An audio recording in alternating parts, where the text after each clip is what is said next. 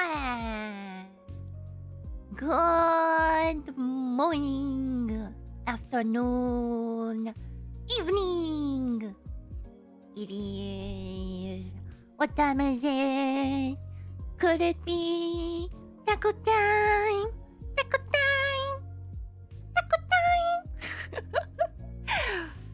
Hello, everyone. It has been a while since the last drawing stream and the last Inacademy, but we are indeed returned for now. It has been many moons, 17 years. Cool hat, thank you, so fluffy.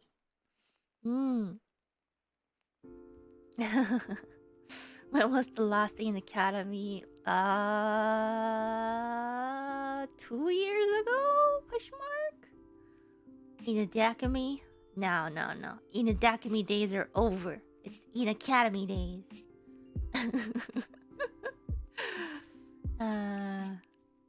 Anyways, how you guys doing? You guys excited for the Myth Live coming up? Waku waku? Waku waku waku? Waku waku waku waku? Oh, in hindsight, drawing stream would be the perfect stream to put on banners for my anniversary merch. But I'm too lazy. But you guys know if you haven't gotten it already. We got some anniversary stuff. Let me open my sugary drink. A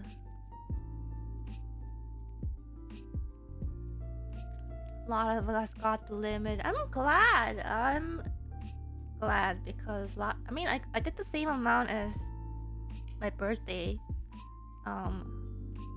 and I was hoping it's not about doing more because it sold out a lot faster than I thought last time. So, but yeah,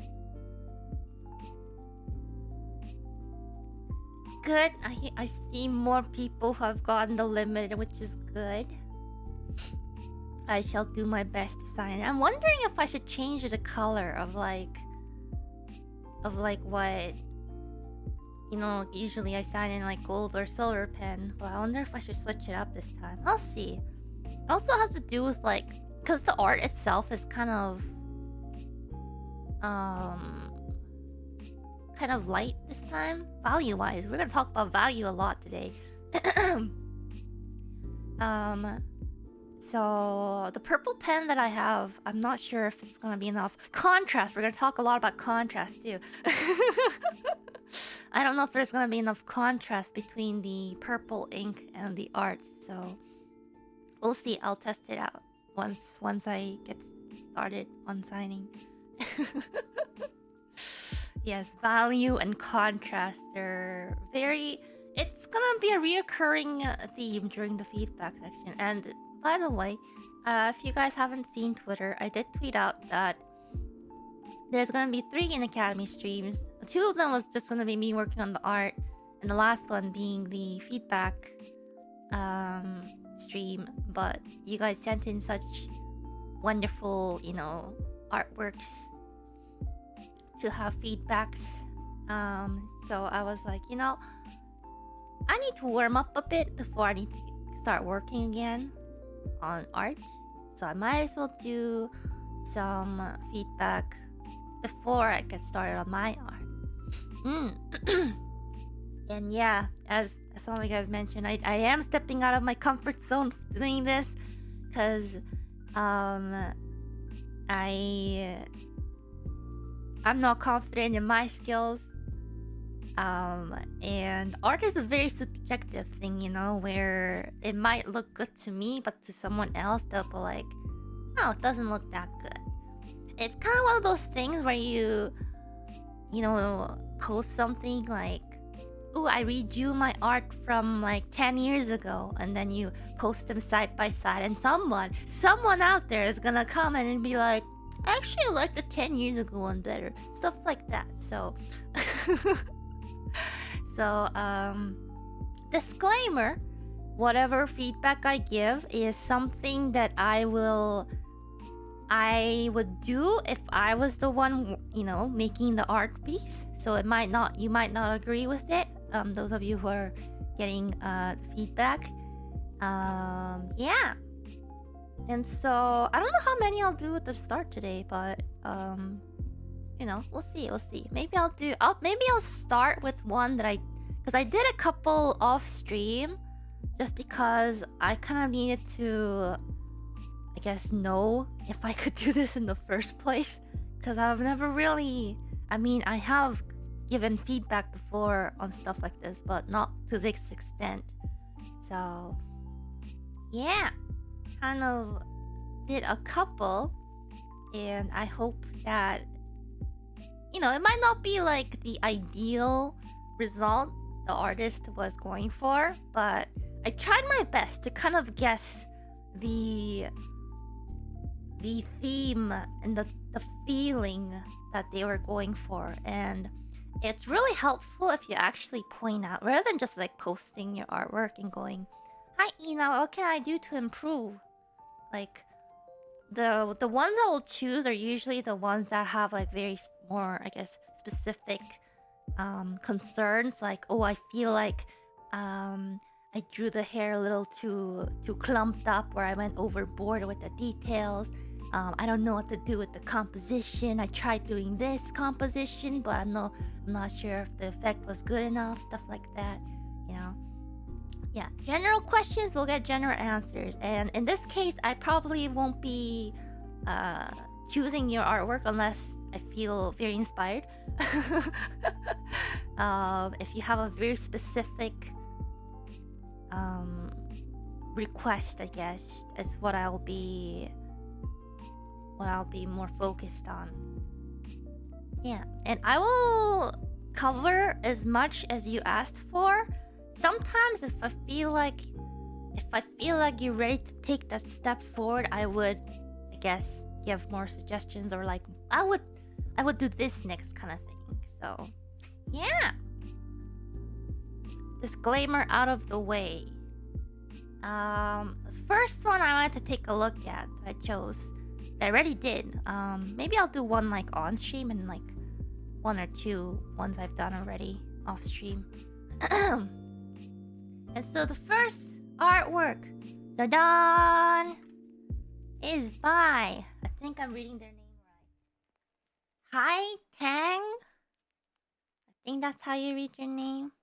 It's a beautiful piece of Cali and many death senseis. Wonderful, beautiful lighting. But yeah, so if you read their concerns, they said, "Hi Ina, I'd like to get feedback on my color and rendering, specifically about the color choices and rendering of the hair and clothes. Felt like I maybe overdid it with the detail for the hair, etc. Would love to hear your thoughts on it." Thank you for your submission.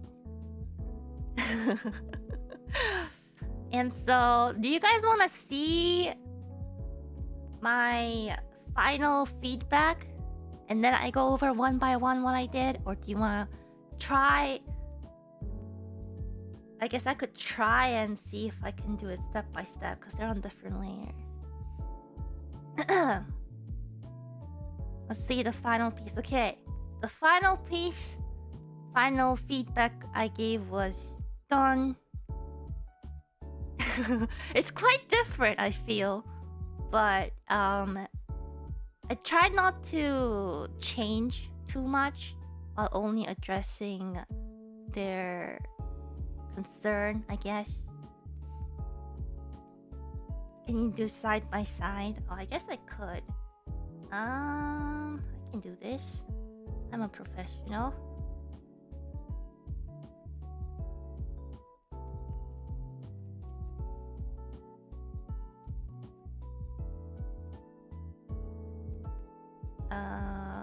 There you go.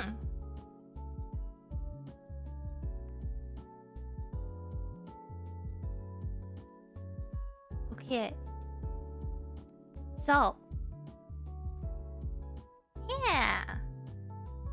Can you see the difference? I try to make it. I try to alter at least as possible.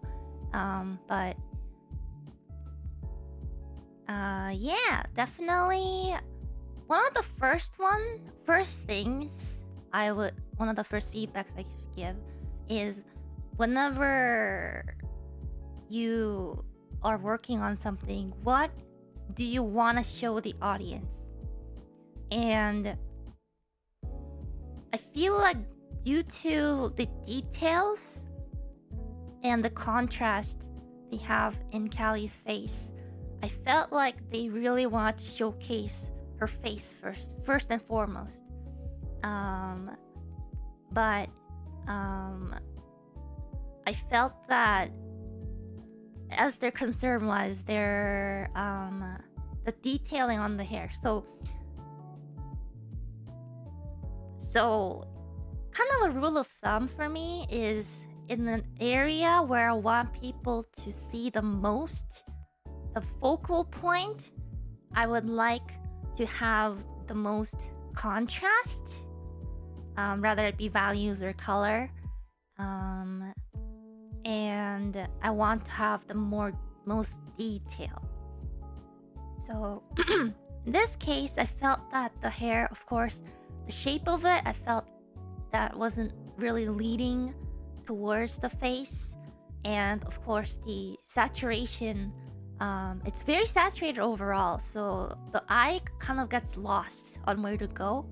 But if you actually contrast, like saturation differences, contrast in saturation, really helps lead the eye as well. Because, you know, when everything's, for example, like when everything's black and white, right? This is a very my throat is dying recently for some reason.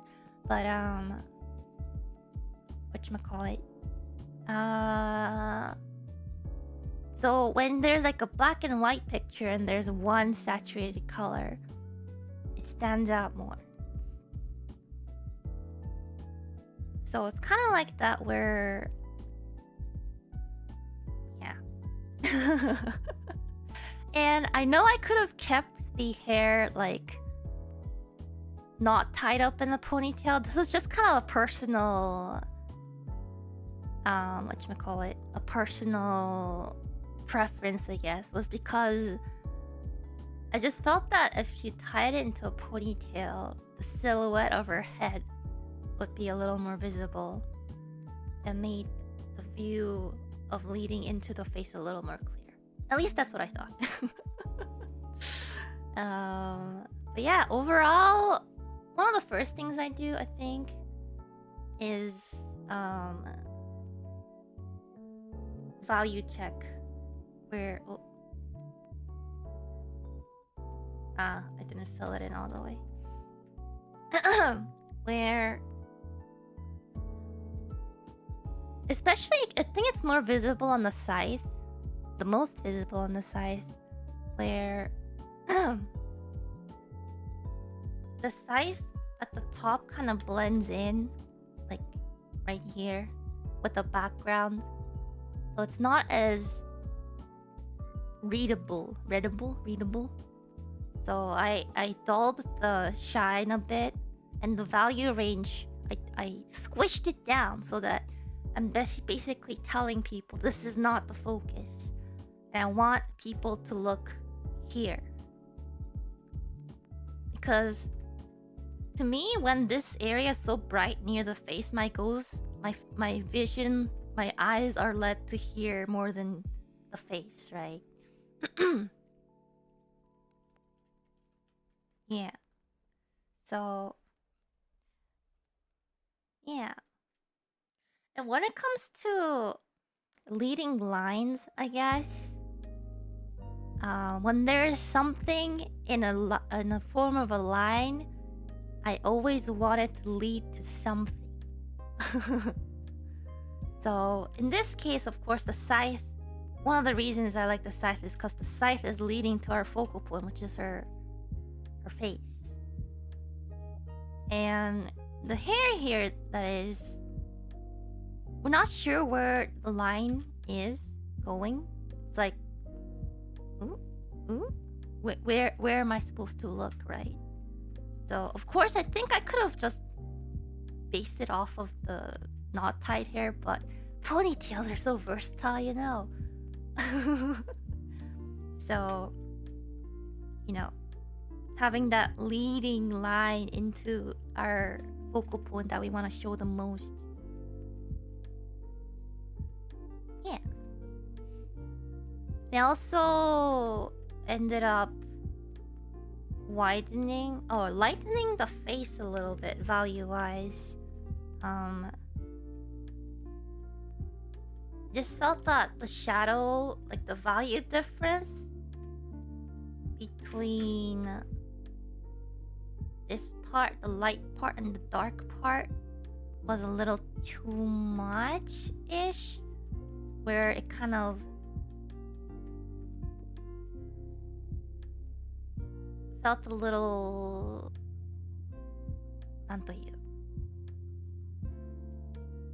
like a very slight difference. And I did this by actually changing the color very slightly, if you can tell.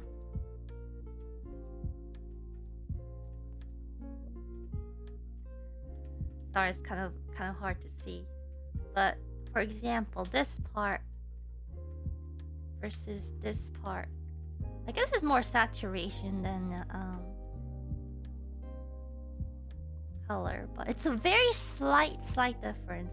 Very slight. Some monitors might not even be able to see it, but I feel like if the face and the shadow was a little too dark, it kind of hides the focal point a little bit, because there you also want some contrast between the hair and the face as well.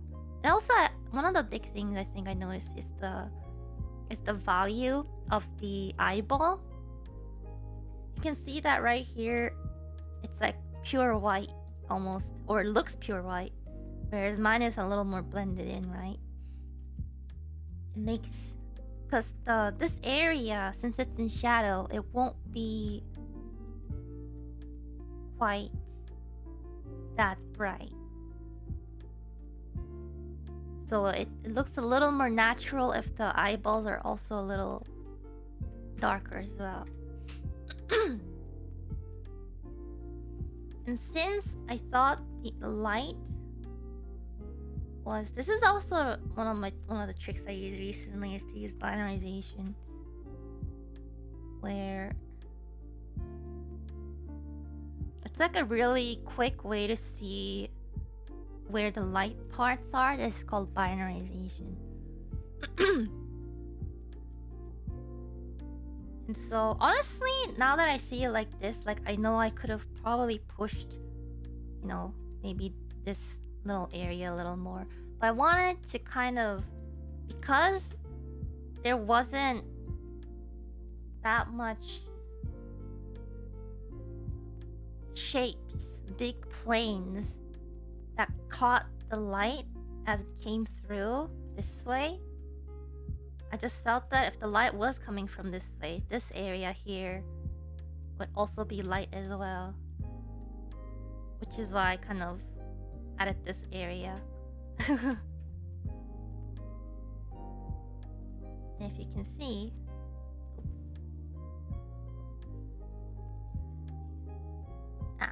that's what I did.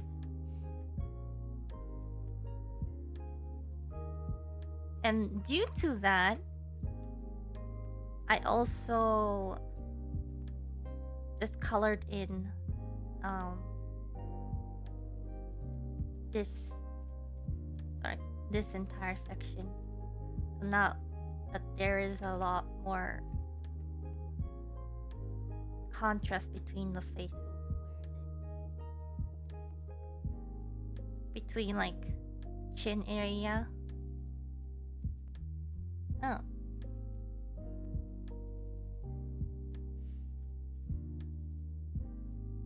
Honestly, yeah, I also changed slightly the shape of the kimono, because usually if you have a, this is where references come in pretty handy, because it's hard to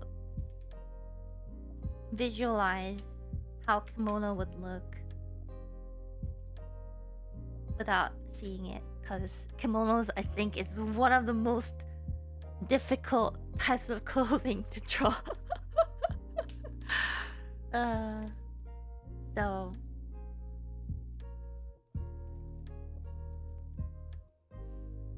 yeah, so I did change the collar here a bit, because I just felt the more like I want to pay a little more attention to the overall silhouette. And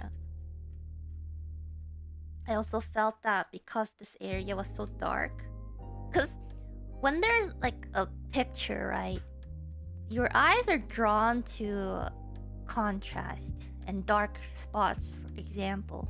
So when you first see the top, my eyes will be drawn to like these three areas. But if I want the focal points to be this area, means that I need to crush down some of, or the value ranges in the other areas, so that this area becomes the area with the most contrast. Yeah.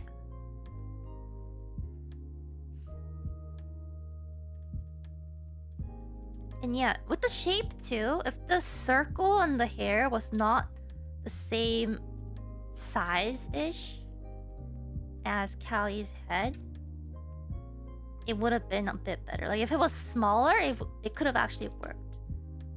But because it's around the same size, it's kind of competing to be the focal point.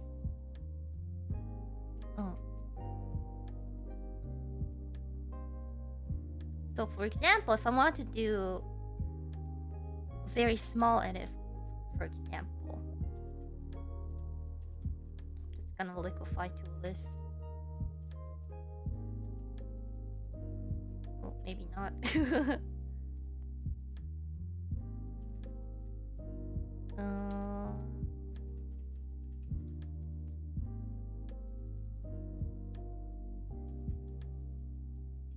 If you even just squished it down a little bit, and then of course, where's my brush?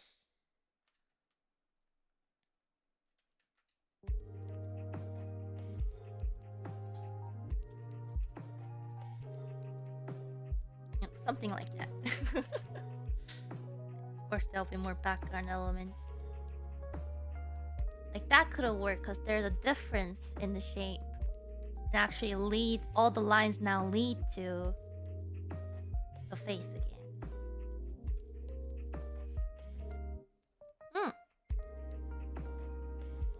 Yeah. I tell you, this is probably, if I redid this feedback, this is the feedback I would get for the hair, minus like a couple other things. The one below, I was just testing stuff, and I was like, you know, it'd be nice if she had a ponytail. But the least amount of changes I would do would be that big circle of hair. I would definitely crush some of the details down here, just like here as well, so that the details are in the most, what should I say, most important areas. Yeah, actually, I really quite like the new circle in the hair. See, it flows better. Oh, how about I do this? Magic of digital art. You can just yoink. See, like this is why like artists just like trial and error, because sometimes you do something and then you go back, like much later, and you're just like, I actually like this better.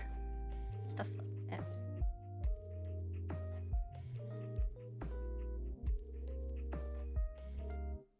Where's this go? Here.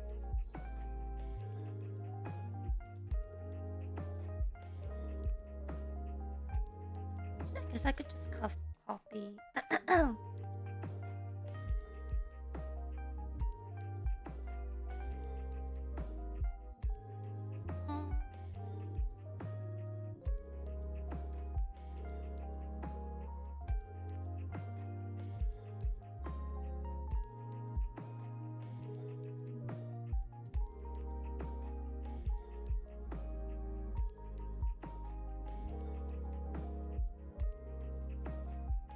There we go.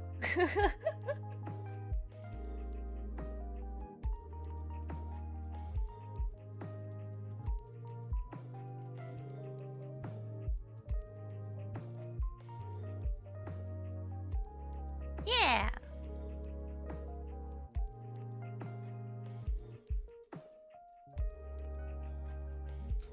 Oh yeah, one other thing too was the accessories. Since, like, for example, this golden accessory part,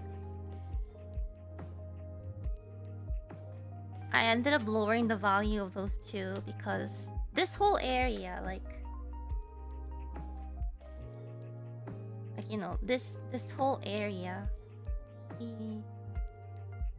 is in shadow, right? So the gold shouldn't be as bright relatively towards the other ones with similar value, etc. Like, you can have highlights like on the very edge because that's where the light will be hitting it, like this. But overall, I think it's good to just tone it down a bit. Keep the light source in mind, especially for these paintings where the light source is very apparent. It'll look a little more obvious if there's wrong values and whatnot. So yeah, this I guess is kind of what I had in mind for the feedback. The first one. Okay.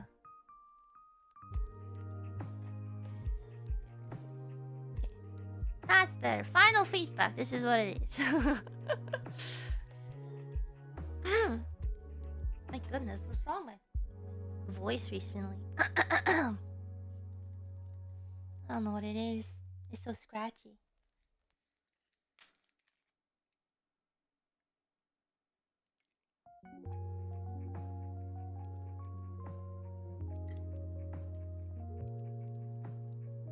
Another thing that I've learned relatively recently is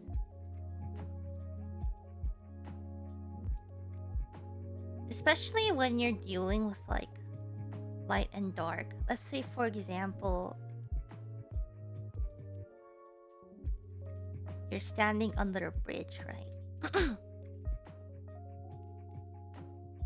Ah!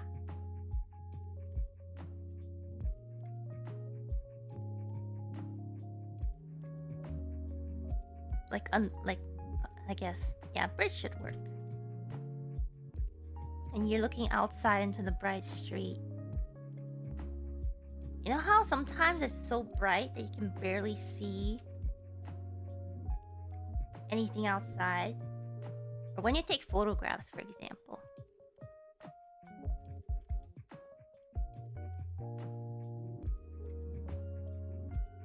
It's like very...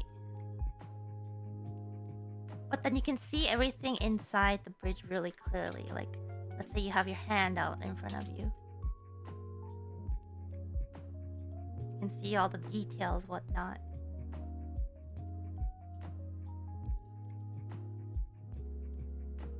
Right? Yeah, photograph is a good example. But so sound, it kind of works similar where if you're artwork is in the dark, in the shadow, you don't have to add as much details into the light.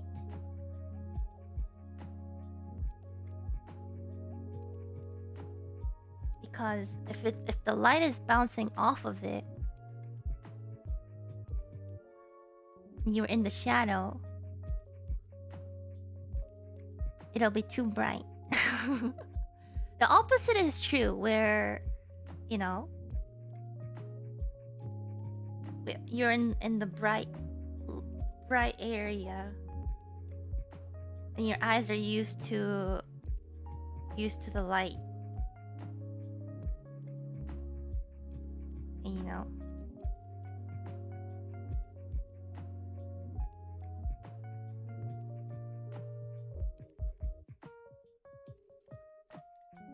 you'll see details of the everything that's hitting with the light, but you don't have to,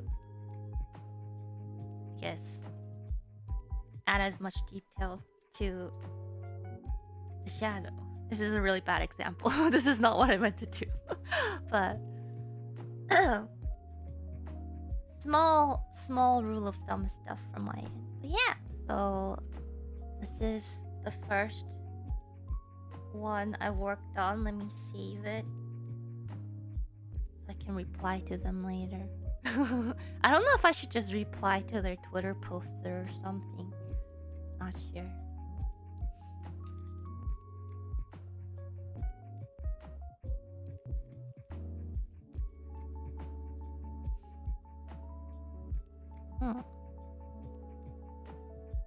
Okay. What else?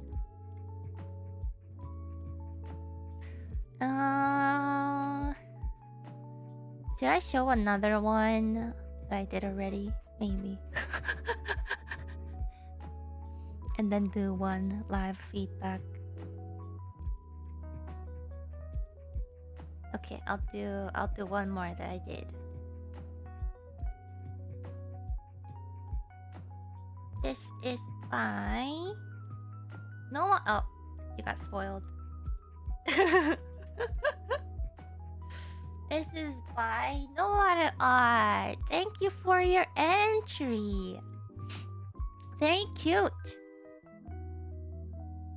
They said, "Hello, Ina Sensei. I'm a hobbyist artist, Ninomae Art. Thank you for giving us the opportunity to get an art feedback.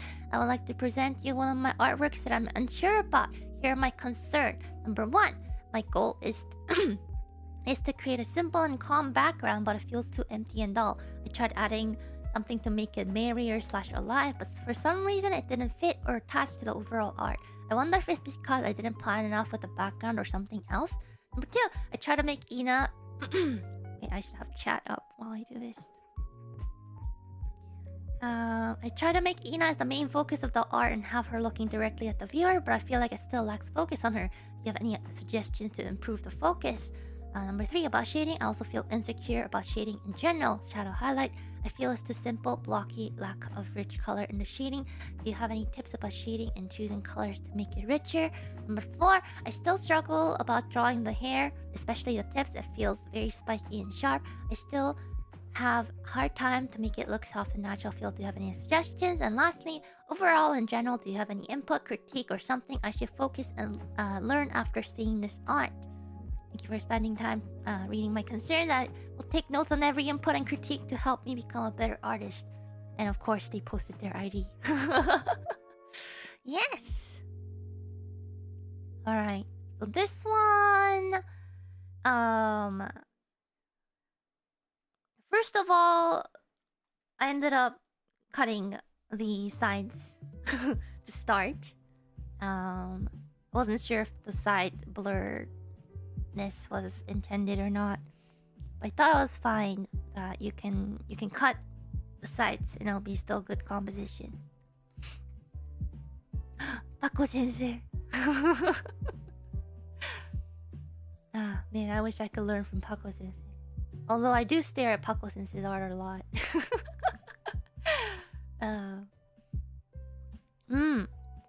And so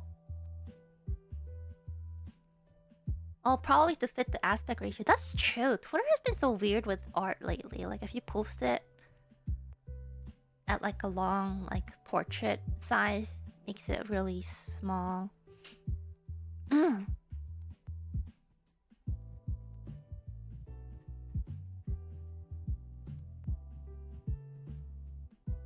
Anyways, first thing I did, of course, was value check, which, in all honesty, not too bad. Probably because Ina's dark hair, you know, contrasts the white clouds. However, the clouds felt a little too white. Especially since I guess everything else also had, at least in the background, had a relatively realistic-ish shadings, right? So one thing I would like to point out ahead of time is that if you have a more cell shade style, it's actually a lot more difficult, in my opinion, to make it look really good. Because when it comes to cell shading, you can't hide behind, you know, gradations or, you know, rendering. You need to get the art good on a line art level. So, very difficult, but it's doable. It's doable.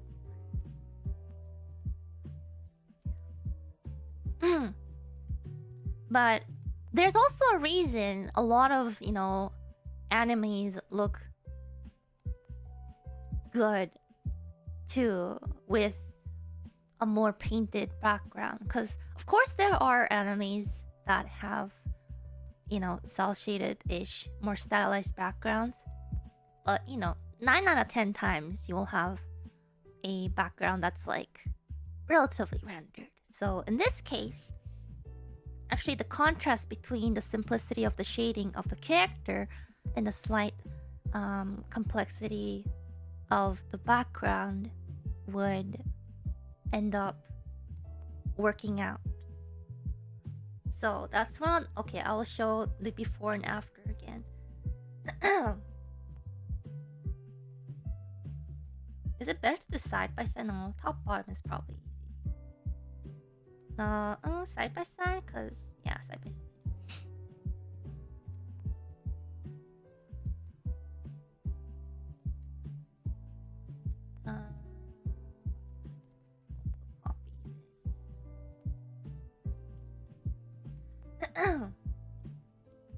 So my feedback in the end turned into this.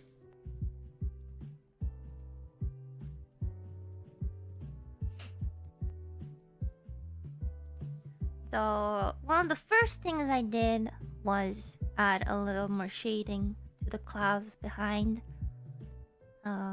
Because to be honest, especially with white, right? If something is completely white, it looks slightly unfinished on a canvas because pure white is very hard to find in real life, you know? Even when you're taking a photograph of a white shirt outside, it's not gonna be completely white. So that's why a lot of like traditional paintings also start with a wash of like a very light color, because completely pure white is not as, you know, organic looking. Of course, if you want to do like a very not organic looking not artificial, like, you know, there are ways to use it, but yeah. Oh, Mark, which is the original feedback. And yeah, so I added a little bit of shading to the clouds. Not too much because of the intent that they were drawing this at. They wanted a simple and calm background. So I added minimal shading, but enough that it's not pure white. Like pure white can be used as like highlights, very small amounts, but you know, yeah. And one of the things that I also changed was the shape of the clouds, as you can see. And one of the reasons I did that was because this is where I checked composition a little bit. Where... What do you still have it? It's here somewhere. Ah! There you go. I'll just copy it over.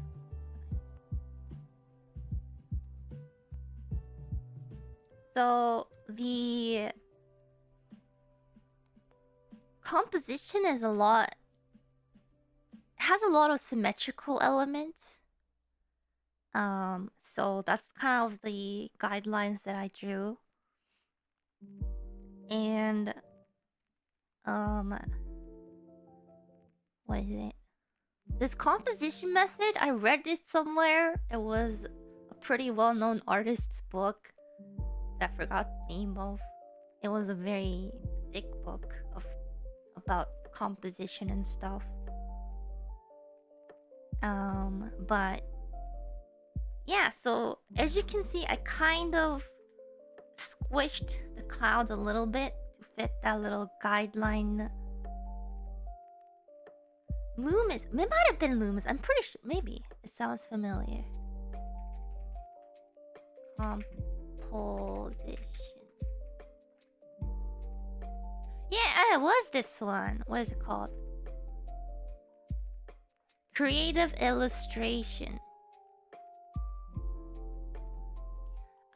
They went over like different methods of figuring out composition, which I thought was very useful.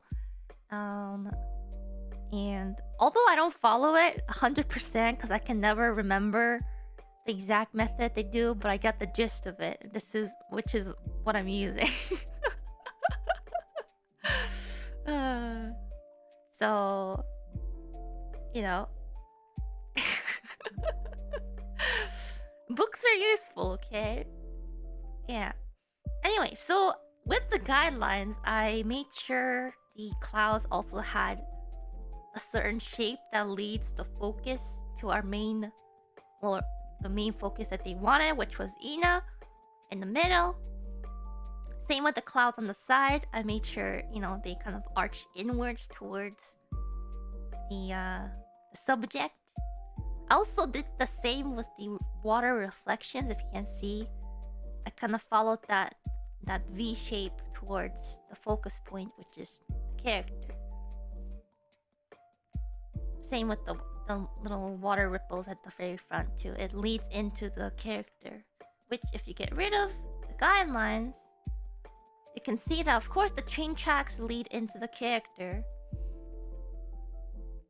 And the shape of the cloud also guides the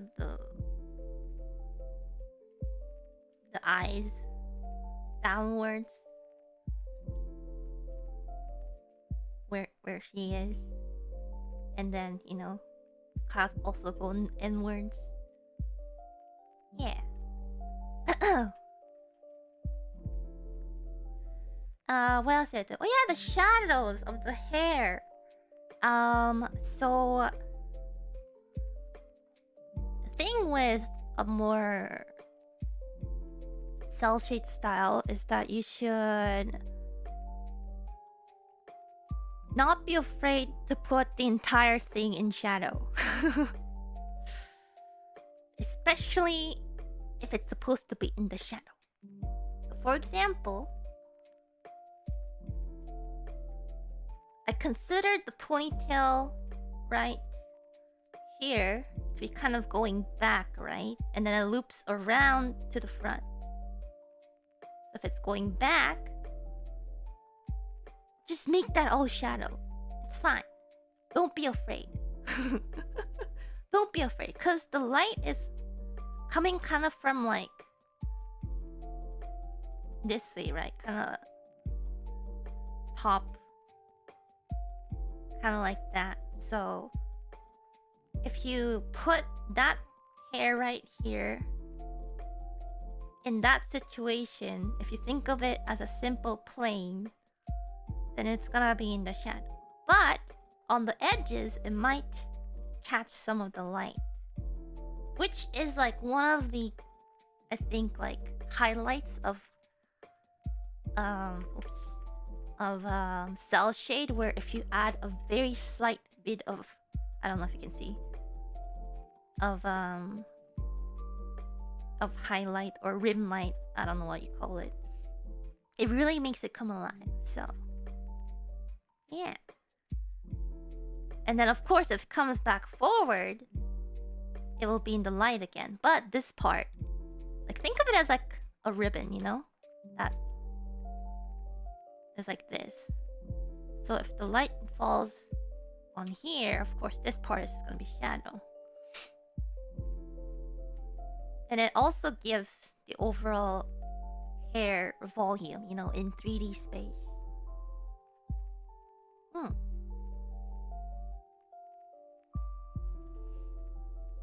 Yeah, which is kind of the same logic that I followed for adjusting the shadow of the jacket, and also adding in the shadows in the legs.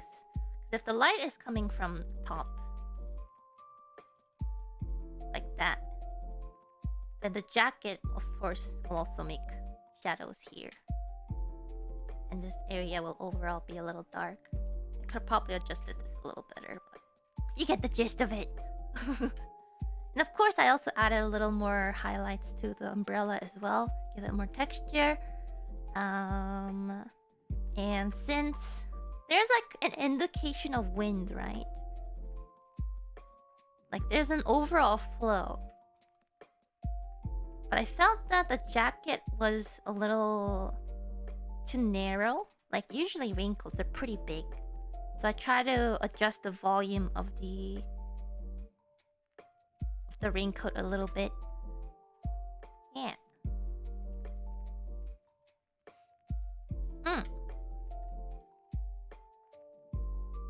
Is that why I also reduced the amount of petals? Yeah. So one of the things that I see quite often is when people put like, you know, little like dust particles or glows or petals, they just put them without thinking about spacing or the purpose of them being there. So if they're all relatively evenly spaced, then there's no flow. It's like the thing with, like, the same thing as like the two circles, like Callie's head and the circle in the hair kind of thing. You want variation, like in the sizes, shapes, whatever. Yeah, less is more. Less is more. So even when you put in particles in the air, don't just go like, you know, like put a little thought into it, where I feel like, you know, adding dust particles in this kind of way will lead the viewers like into whatever I want them to see. So anything that can serve as a leading line, I usually tend to think about it like that. So yeah, that is the overall feedback that I gave for this one. I hope this was kind of the intention you were going for. Yeah, I hope so. Oh yeah, and also with the hair, same thing with the hair. You know how here you curl the hair this way and outwards. It's kind of diverting the viewer's gaze, where it's like, oh, my eyes are following. Oh, it's going outwards. It's going following. It's going outwards. So with the hair, I made sure to follow the general big line of whoosh. This one.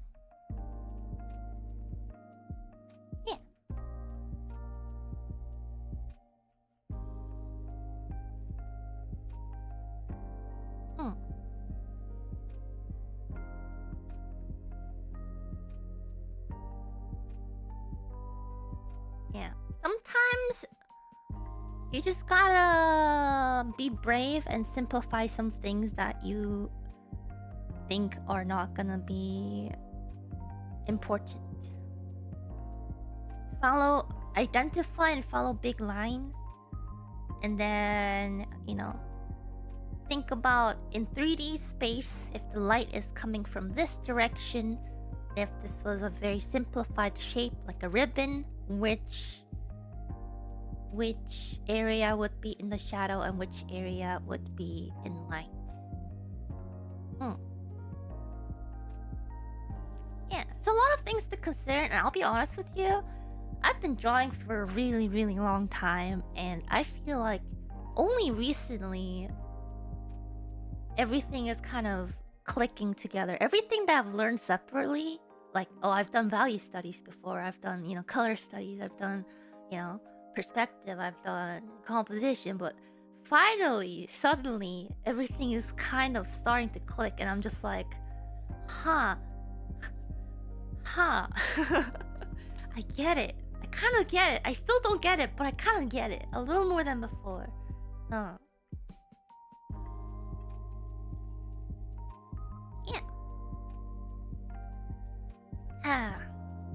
Anyways, that was the... Oh yeah, I also added a little bit of extra hair on the side. Right here. As I said, there's a little bit of flowiness to everything here, right? But the hair here seemed a little too straight. So I added a little bit of looseness. When it comes to... I mean, they didn't ask about, anatomy. I mean, I guess it falls under the miscellaneous improvement part. But it's just anatomy and foreshortening is another can of worms. So honestly, it's good. It's good enough for now, as what was requested. One step at a time. I can't expect them to learn everything off the bat, but I covered as much as I did. So yeah, honestly, your choice of colors and basic understanding is really good. So I think once you start, really looking into some of the technical parts too, I think it'll be good.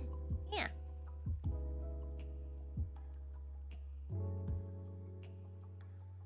Anyways, this one's done. Get that.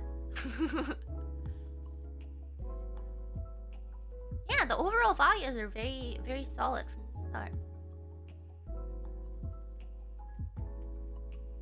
Very nice, very nice. Oh.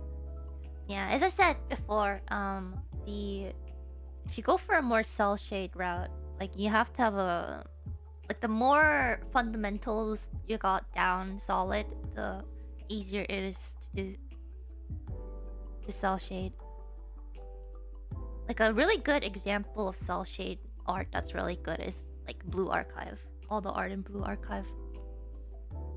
All the artists have really good, like, understanding of form. Actually, just anime too in general.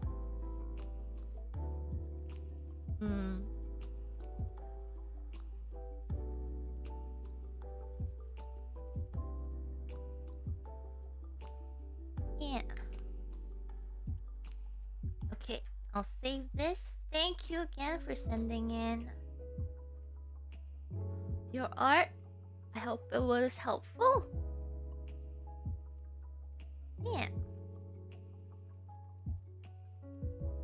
Yeah, Frieden is really good too. I mean, there's actually some series of anime that doesn't even have shading. I think Summer Wars doesn't.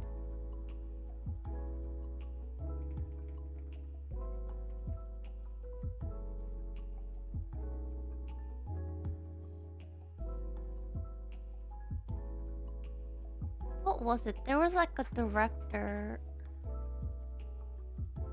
that just does like line and base colors most of the times. But like you can't pull that off without like a very solid understanding of like form, shape, etc. Hosoda Mamoru. Yeah. I remember watching Summer Wars back in the day and was just like, and that one Digimon movie, I'm just like, now that I see it again as like an artist and not as a kid, I see that there's no extra shading. It's a lot of just lines.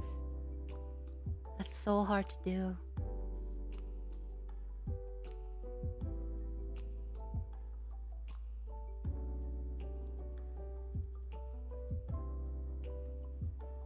Anyways, what time we at? We're at 1 hour. I wanna do one live. I should.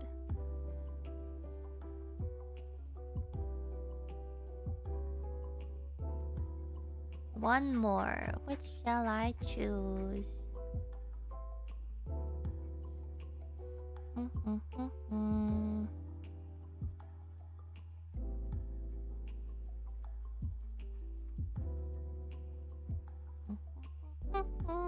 I want to play Silk Song.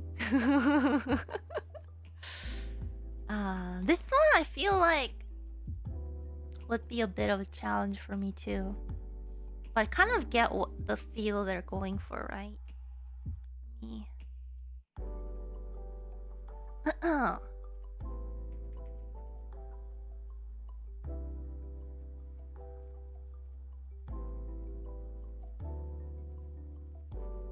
Okay, this is by Ware? Why? Why? Save this.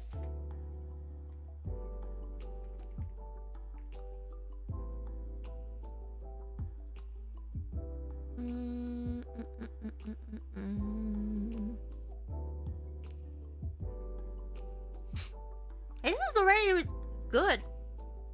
This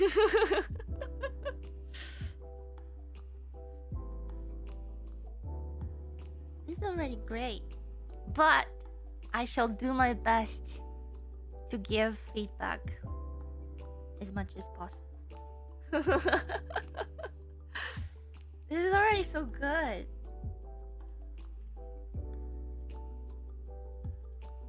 Okay, well, first and foremost, value check. That's pretty good already.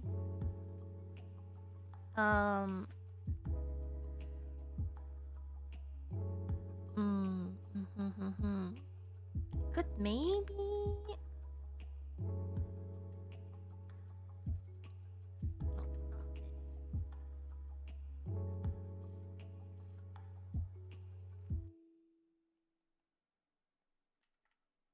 Make this a little clearer.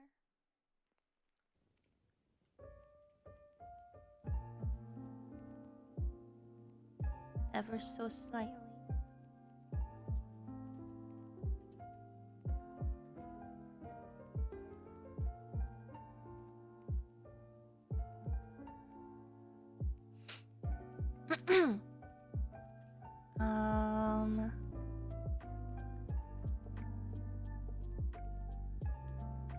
Yeah, this is a good example of like actually right here.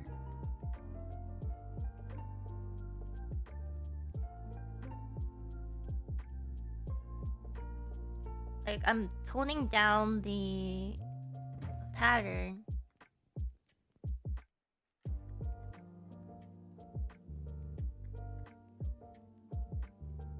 A little bit.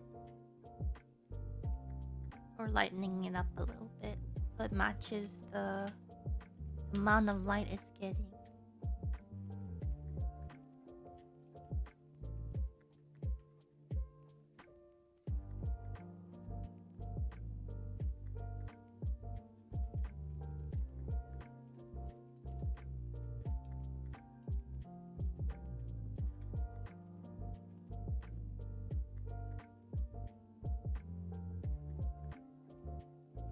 My monitor.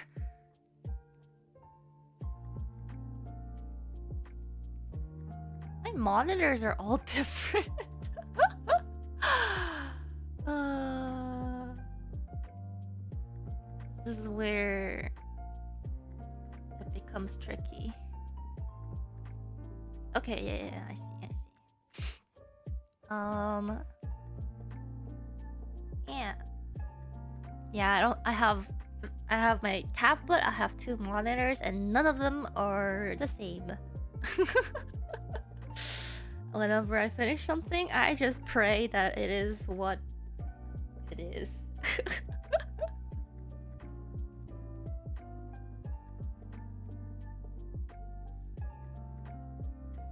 um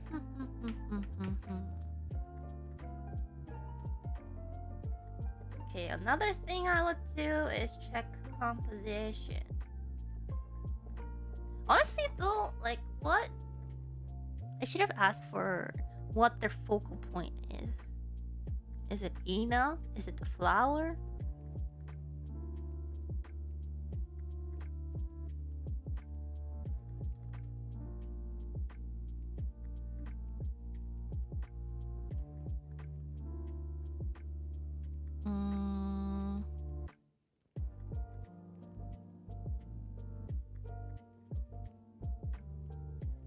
Okay, if I'm being honest, I know they didn't really ask for it, but I would actually shift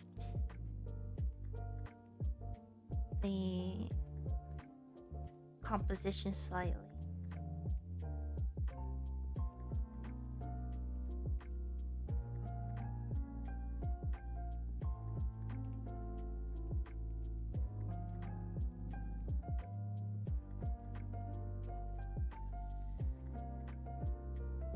For example, when you do the rule of thirds is one of the, I guess, simpler-ish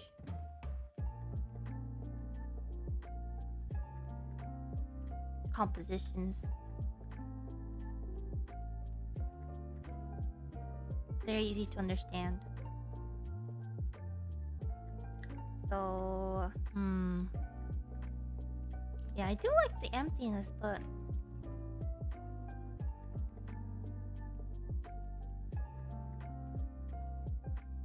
I guess like one of the this might just be personal taste, but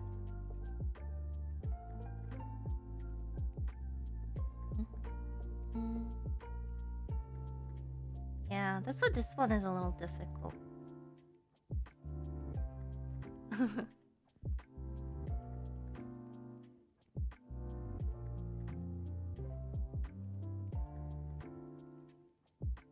don't know if I want to add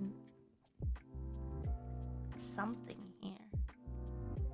Just a hint of something.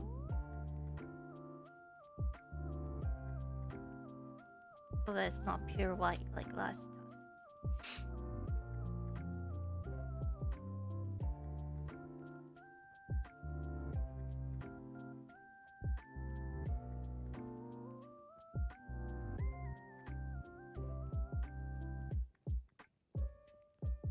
I think the window framing the flower is very good.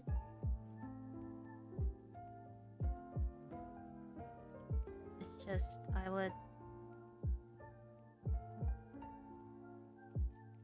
guess if the flower is to be a focal point, I don't know. Do I want it near the edge of the screen? Usually no.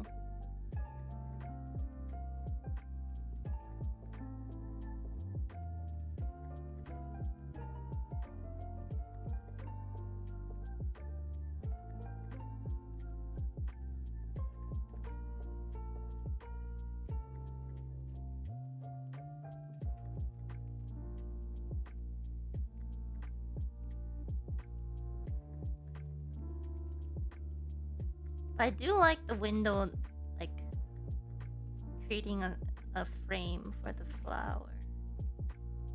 Keep that.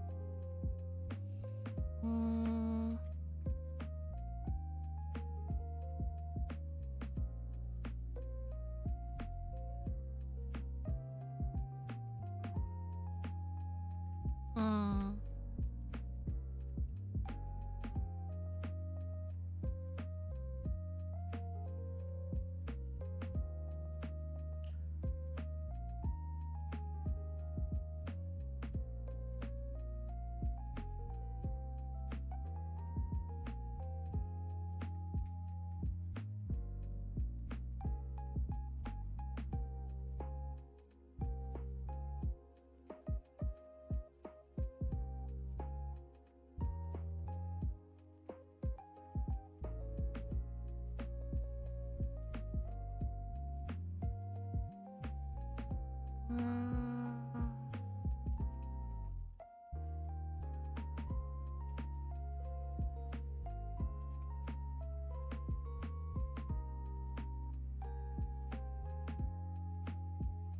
I know they didn't ask for composition critique, but trust the process.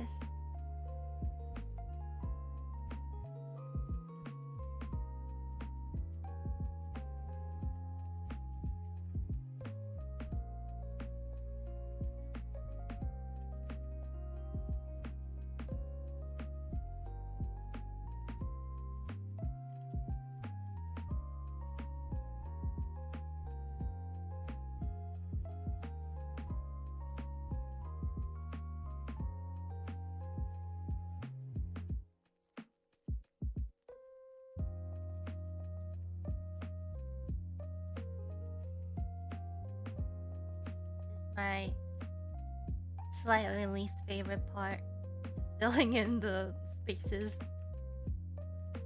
left behind.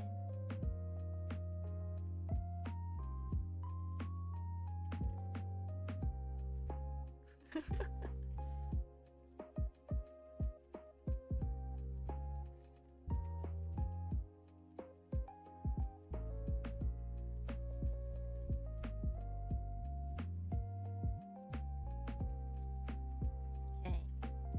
Do I want to squish?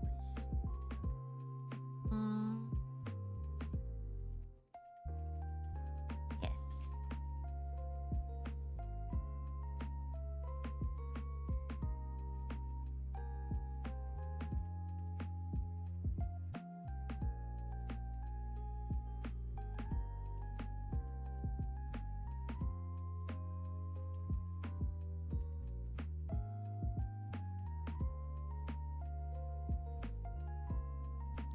For example.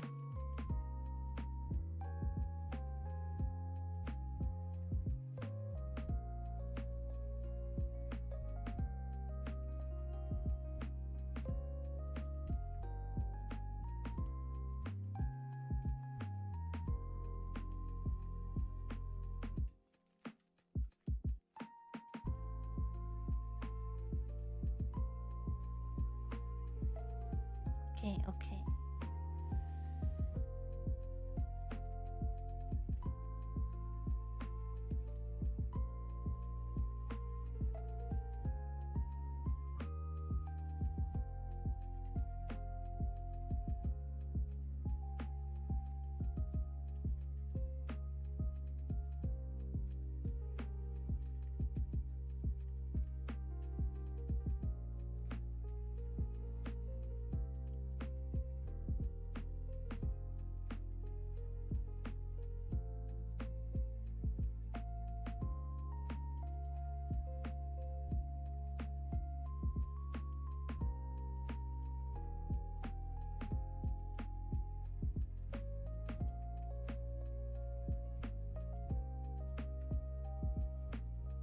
Okay. So, what I would. Sorry, little changes. Mm,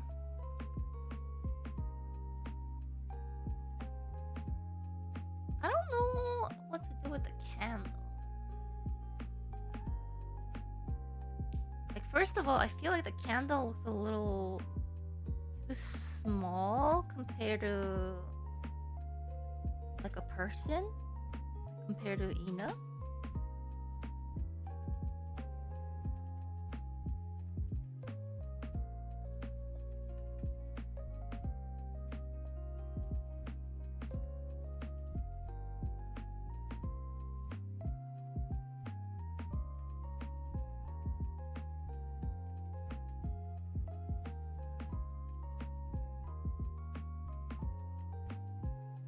Um,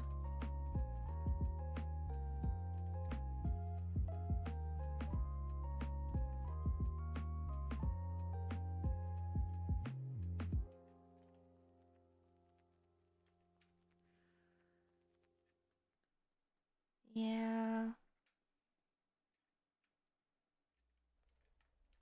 first thing I would do is to add a little something to the windows. Pure white is could be nice, but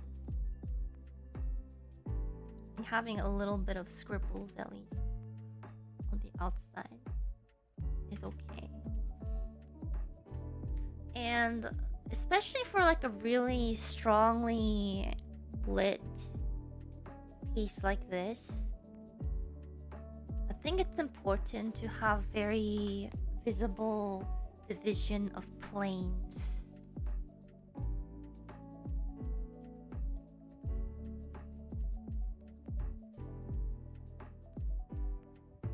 Yeah.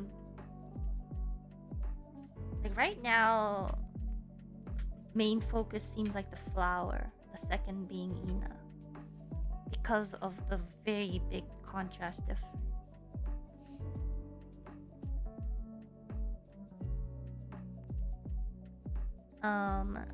Especially, at least for me, I would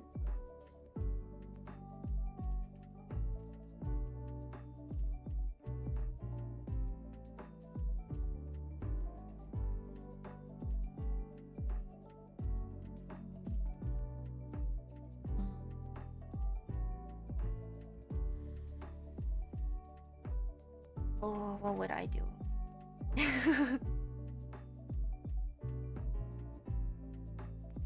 Not just the light this time.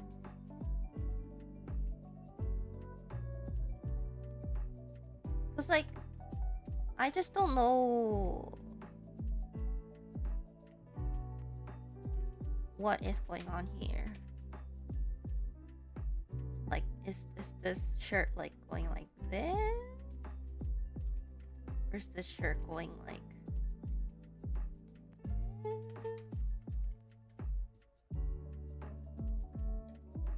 needs a little more shape definition. That's the wording.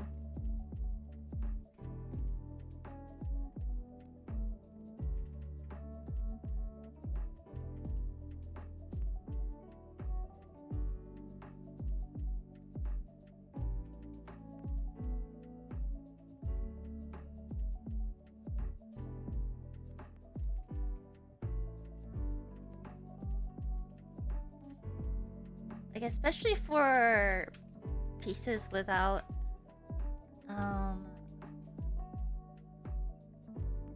let's just say without line art, you need to convince the viewer what they're seeing with just light and shapes.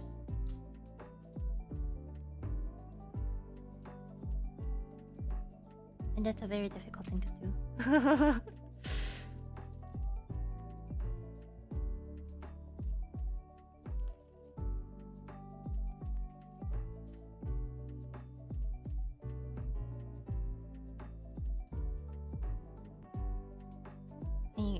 And you can add complexity to a piece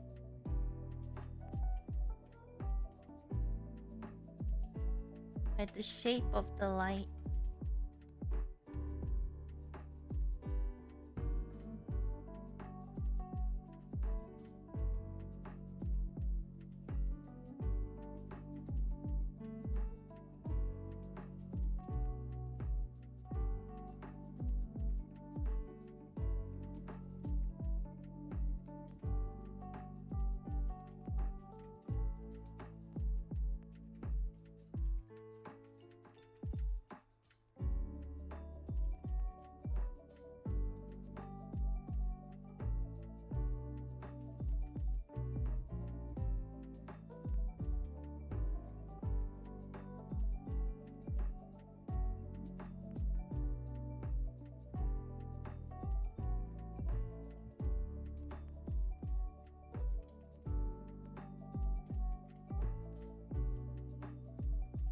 I'm not gonna go into anatomy or anything right now, but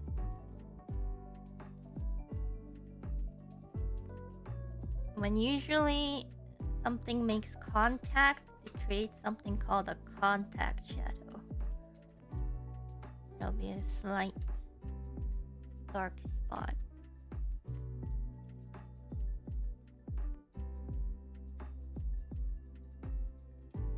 Here, make contact with the table.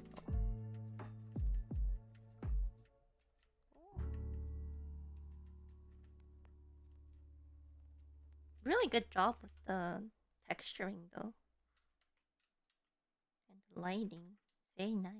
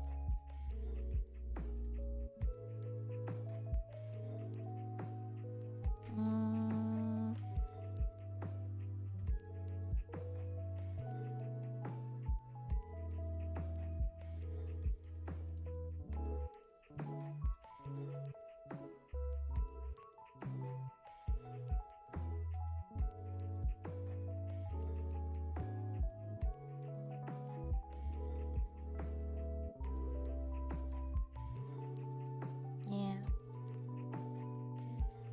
Okay.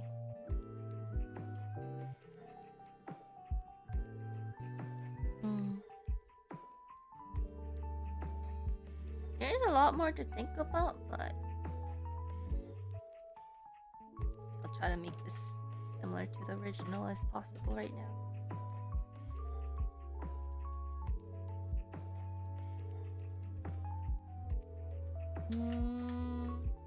Else.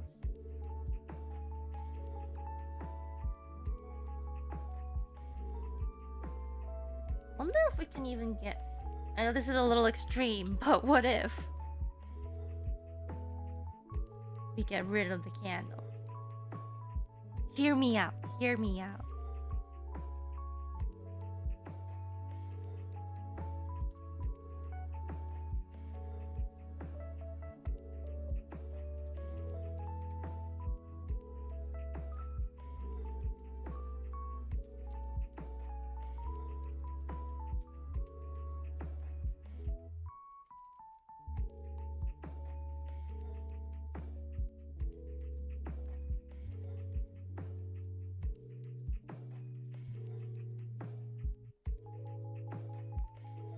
And then what if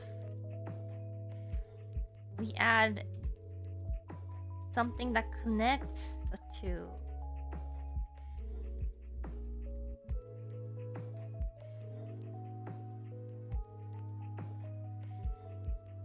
Then we add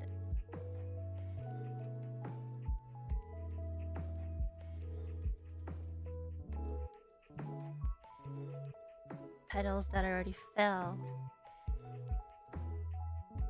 Now it kind of tells a story. It's like, oh, she's looking at the flow of time.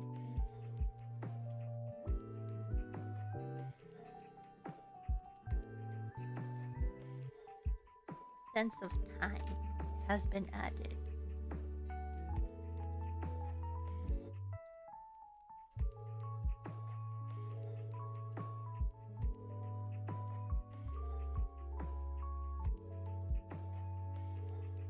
She's longing for, because this kind of gives that vibes, right? Where you're just like, it kind of has that melancholy feel to it.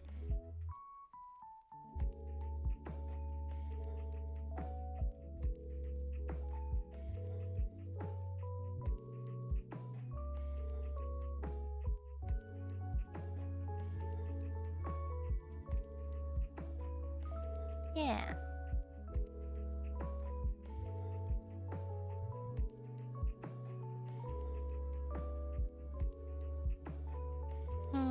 What else? What else? Also,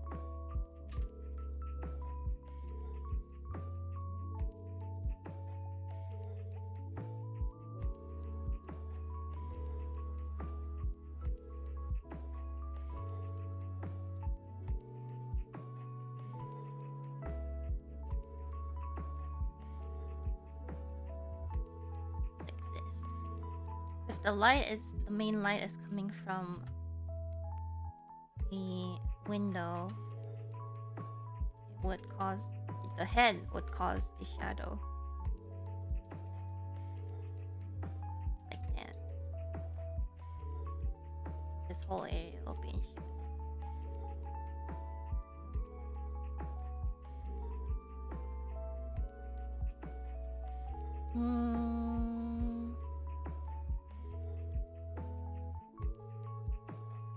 I do feel the window is a little too bright.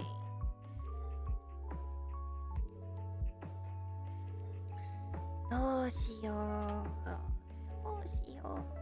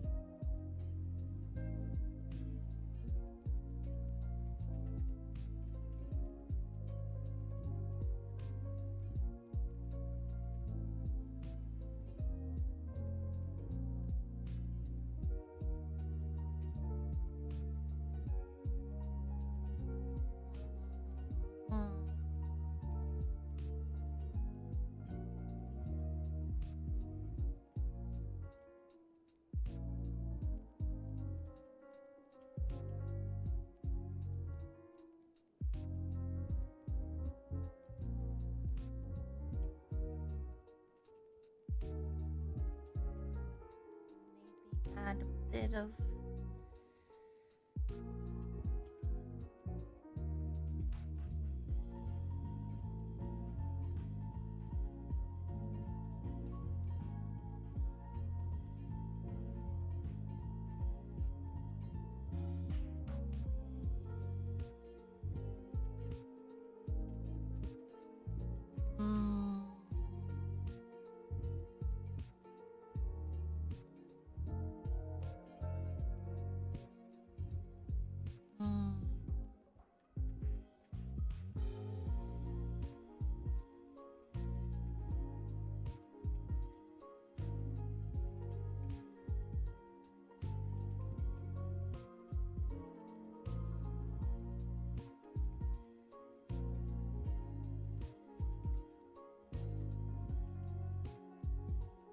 okay, that makes a little more sense.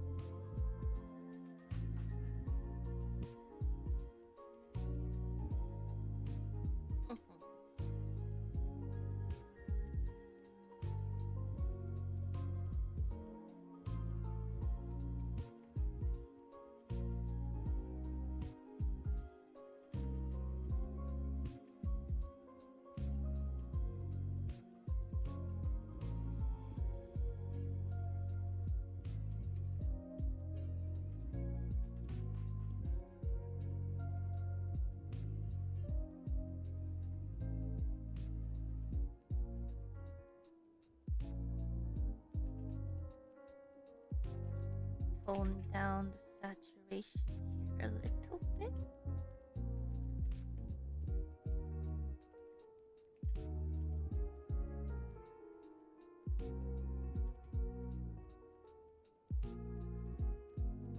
Still add a little bit of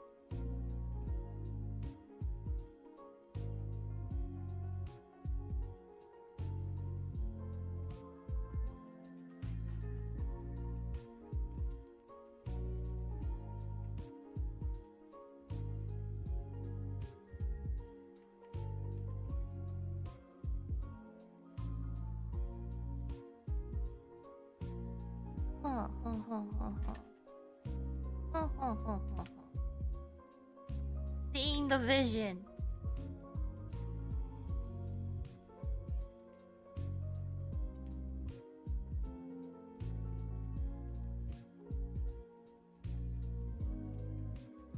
Kinda.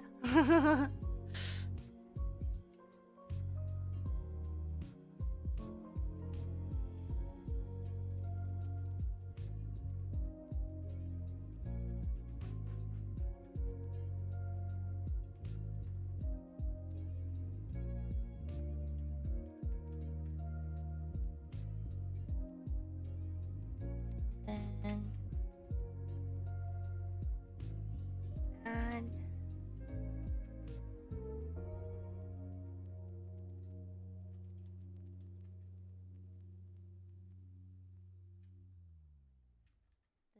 add actually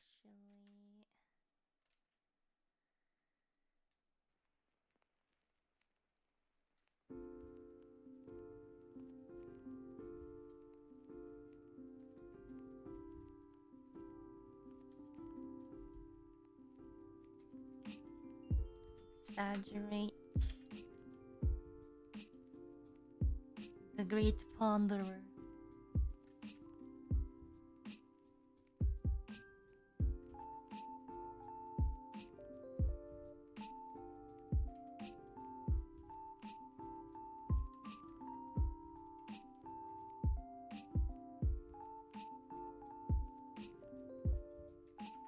Lasso to my beloved.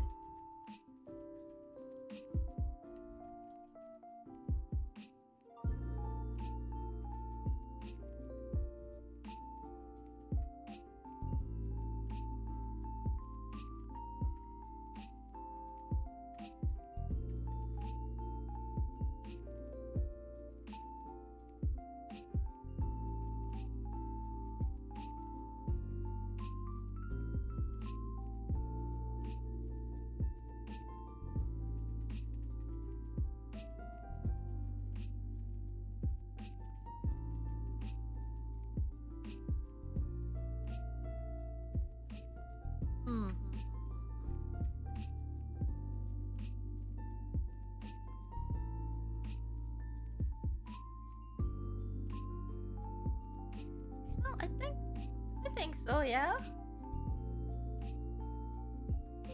This to this? Yeah, I see it, I see it. I see the vision.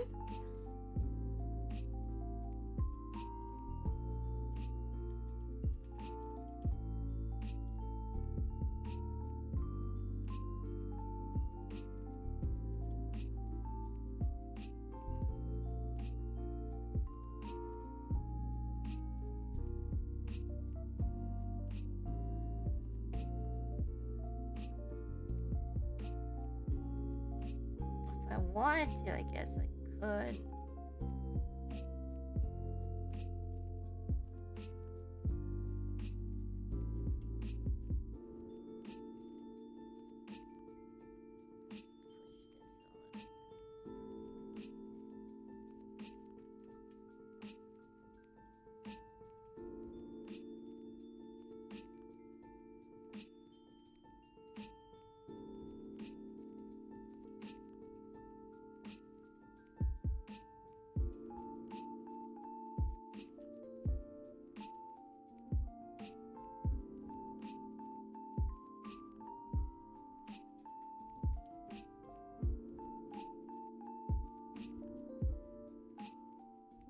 Okay.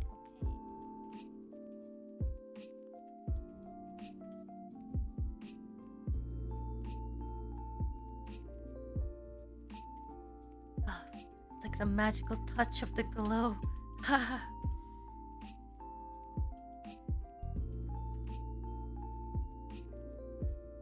Okay. I think I got it. I think this is it.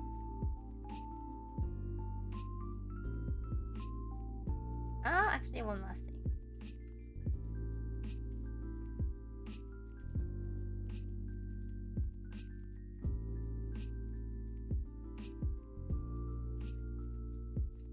Everything is very straight.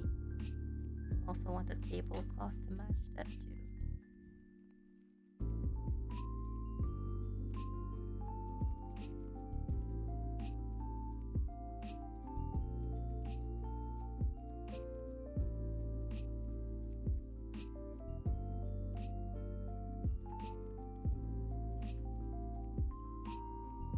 Okay. And you know what? Go the extra mile.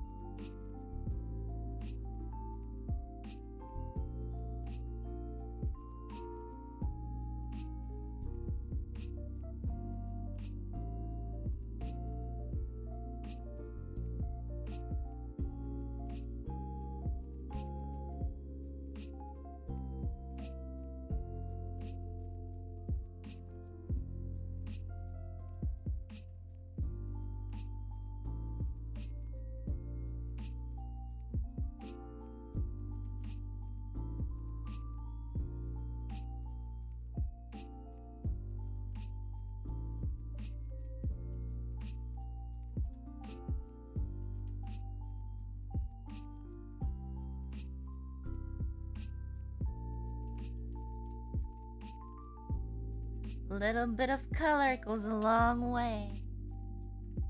Honestly, if I really wanted to, go ham with the color, but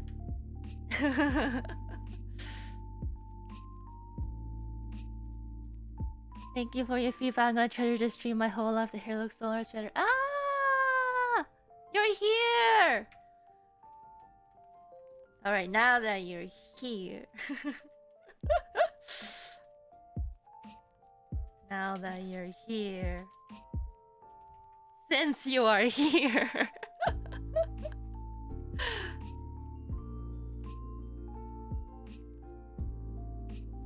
You can't escape now.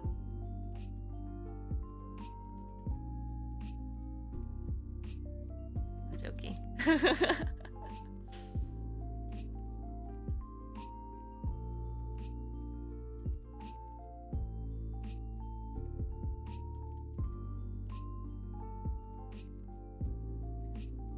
Anyways, let us compare and go over what I did, kind of.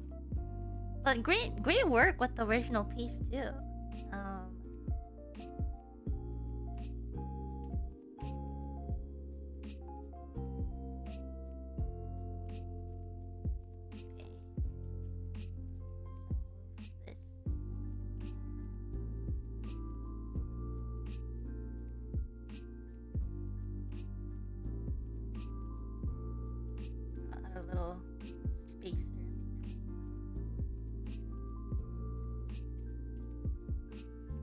Okay, so let's go over what I did, kinda.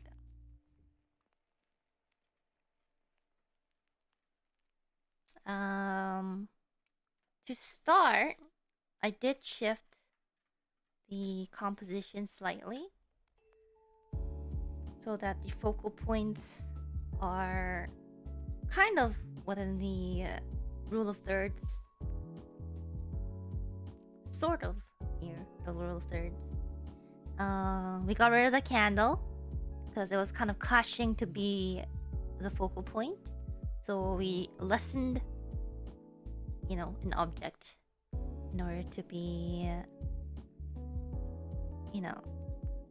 kind of, what should I say? Yeah. Less is sometimes better. So now it's clear that Ina is looking at the flowers. The flowers are falling, shows kind of a sense of time.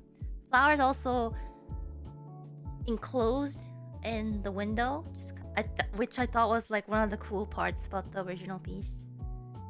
Just what I wanted to keep. And with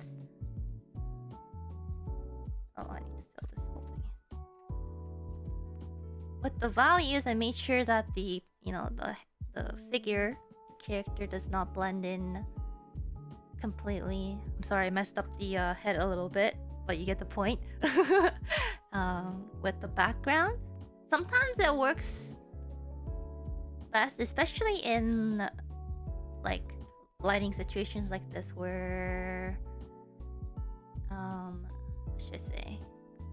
Where it's kind of like the light is coming from the back to the front. I really like adding glow to to have that little boundary, the value boundary. Yeah, better contrast between the background. It gives a sense of atmosphere, like air, because you know. Yeah, and this is kind of the opposite of what I did last time, where you know I was like, okay, let's see like the threshold, and of course there's gonna be big, you know, white spots here, here, here, here, here, right? I feel like by actually limiting or readjusting the shadow on the face so that the light only is like a rim light-ish almost, it will actually make the silhouette of the character a lot better. Was kind of what I was thinking. Yeah, and also of course I lowered the saturation and of the orange part of my tentacle hair to match the fact that it's in shadow. Yeah, so basically when it comes to value, I guess I just think of what is in light and what is in shadow, and how much detail should I be adding to the light parts and shadow parts. And I like to think in blocks. One of a good exercise I think that I recommend everyone to do. You know how there's like what should I say? You know those like statues of like the Greek philosophers and stuff that you usually draw in like arts classes stuff, and you're supposed to like shade and you know all their eyes and whatnot, and their faces and their hair and whatnot, whatever. Like only, which is why like I said cell shade is very difficult, but it's actually a very good thing to study, because like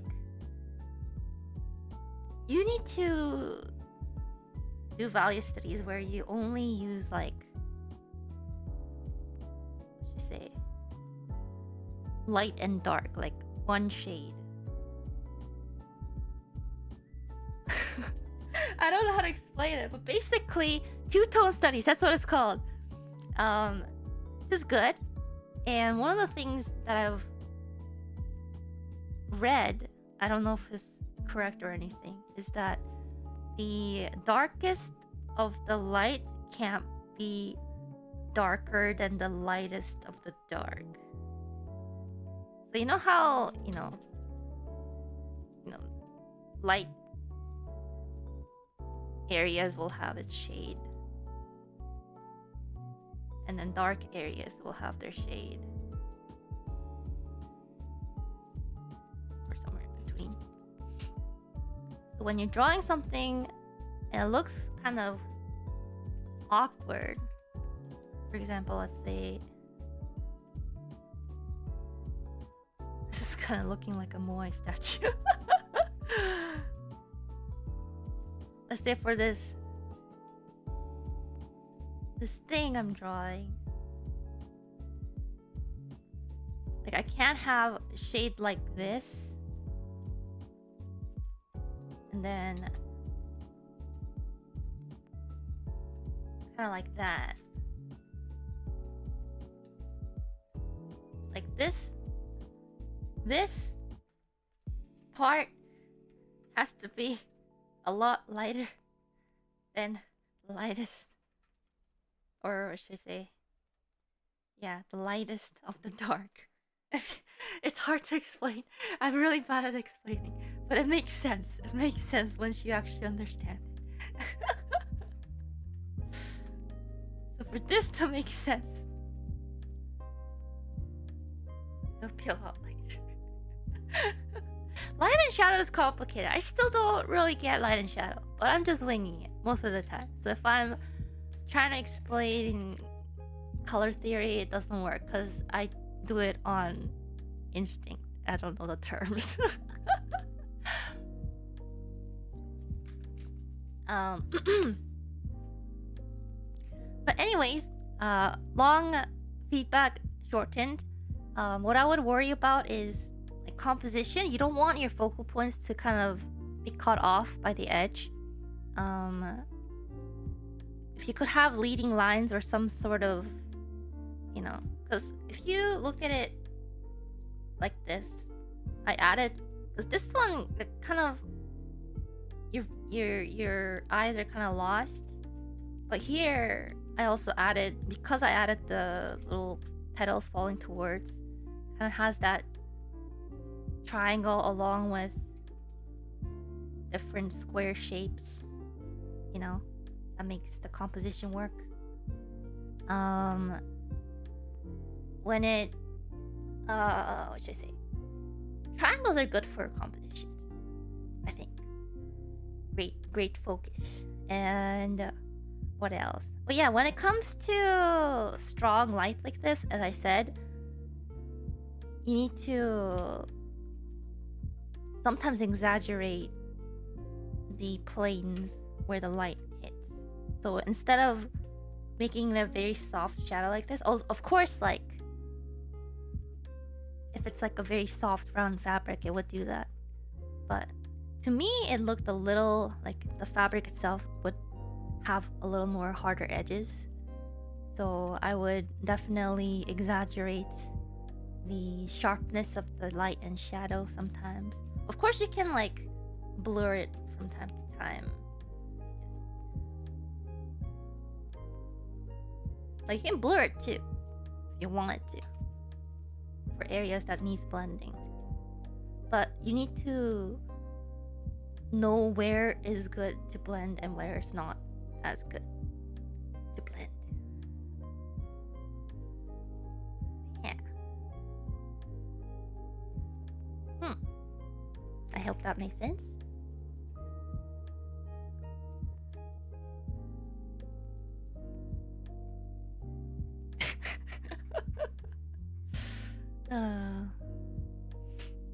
And a style like this, someone I would recommend studying is actually Dino, right?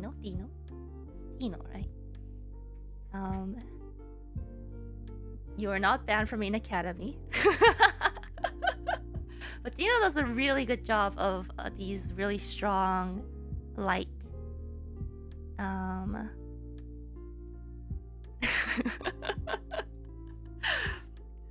light and shadow and this overall atmosphere. So yeah.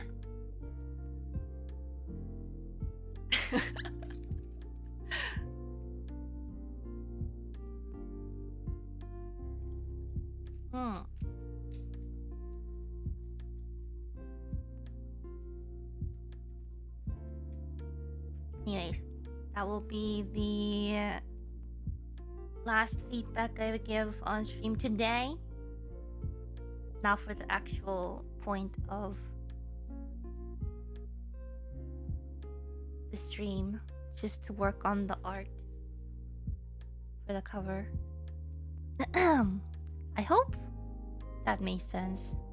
That was nerve-wracking almost. I'm not. Most of these conversations I have with myself in my head, so it's hard trying to get it to actual words.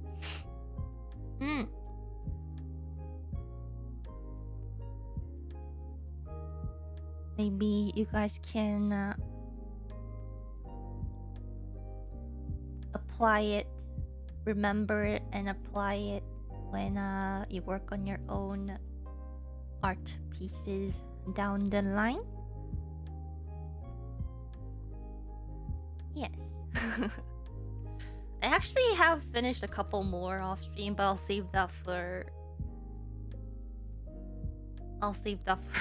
next stream.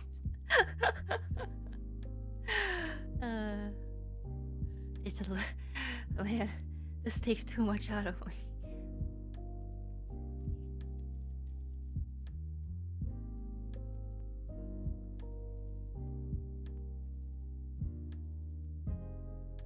you. And yeah, and of course, thank you everyone who submitted your artwork. Much appreciated. Honestly, I learn a few things every time I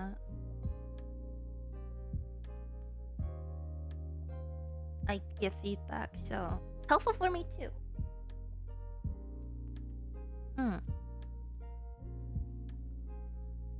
Anyways.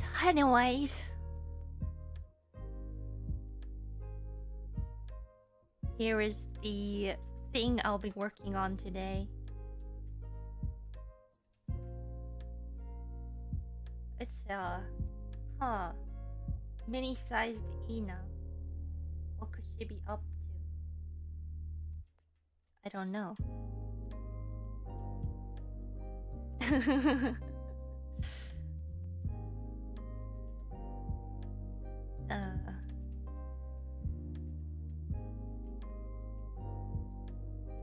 Okay. Yeah.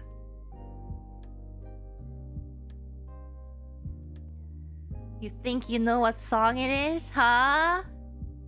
What song could it be? I'd be surprised if you guess what song it is. Although it is kind of not that hard.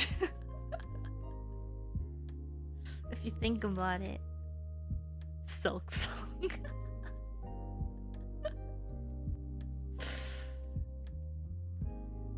Made in Abyss opening. So it was that obvious. I did a good job then.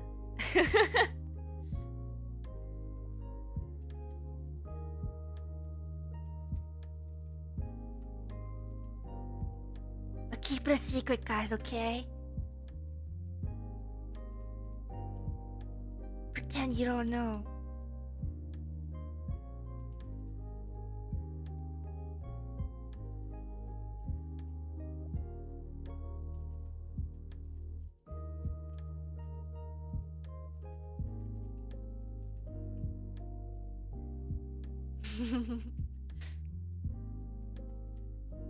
I forgot if I'm this way or this way. I think I'm this way. Yes, okay. Which means my fang is on this side. Okay. Can see that my rough is very rough.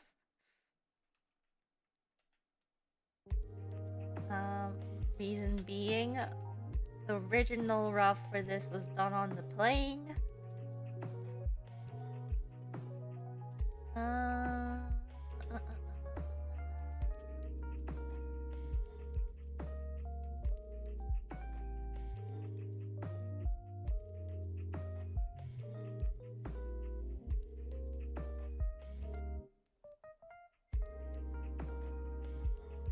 Here has to be up here.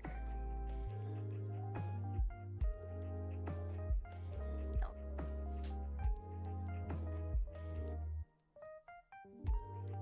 I mean, I don't really mind if there's turbulence or not. My hands are shaky as is. Just gotta crank up the stabilizers, guys.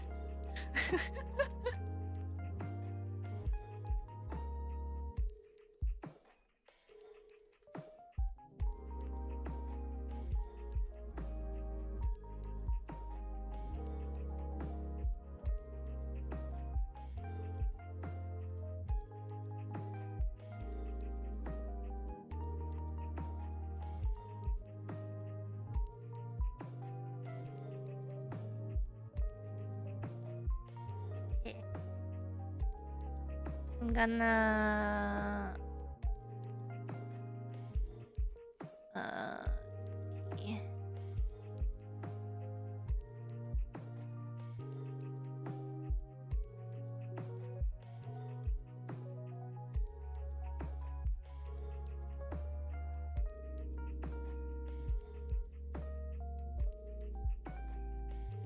Need some references. Legally distinct references.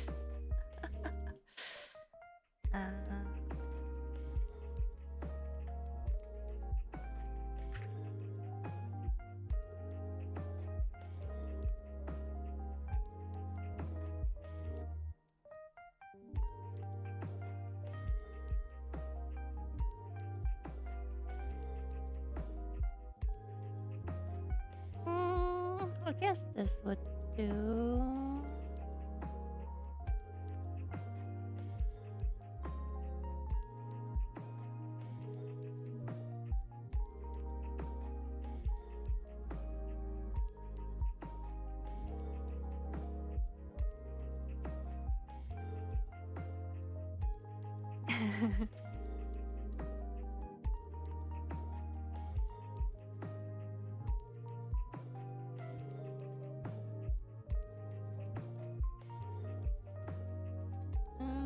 Do I want this to?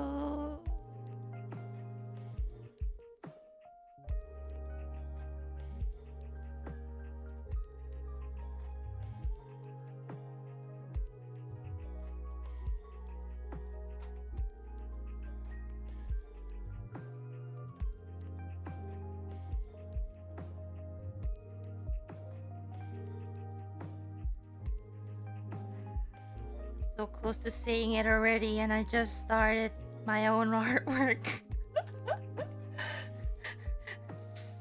I'm so close to saying it. Oh.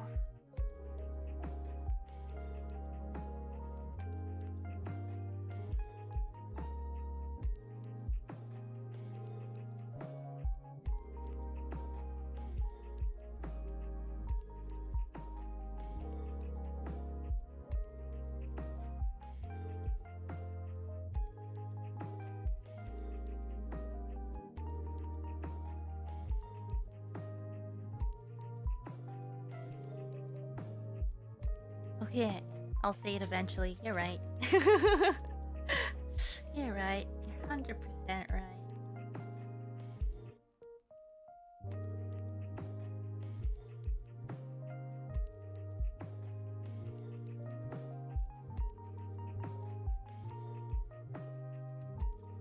And what?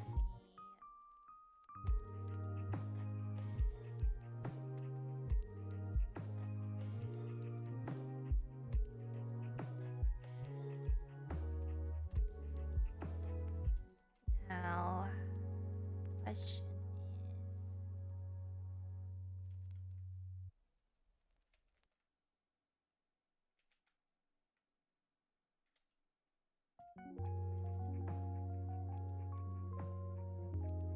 is,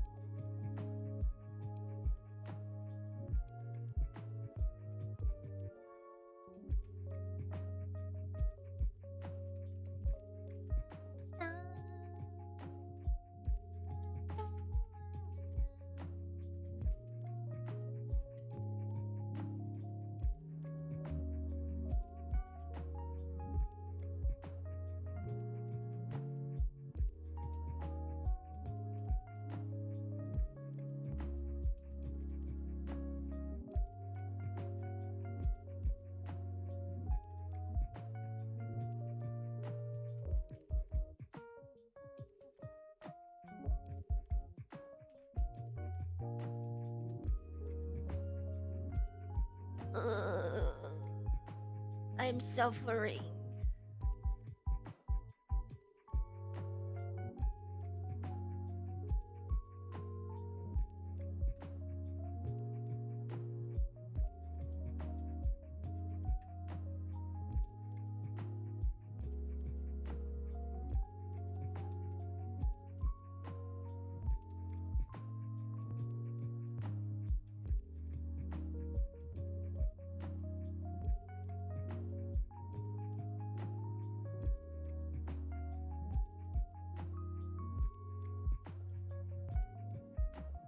I don't know how this shirt is working. Uh,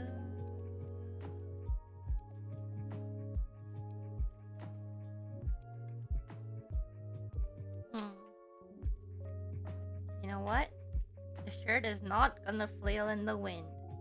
I'm gonna have it tucked into my belt. No, it's just gonna be super short. Don't need to flutter in the wind.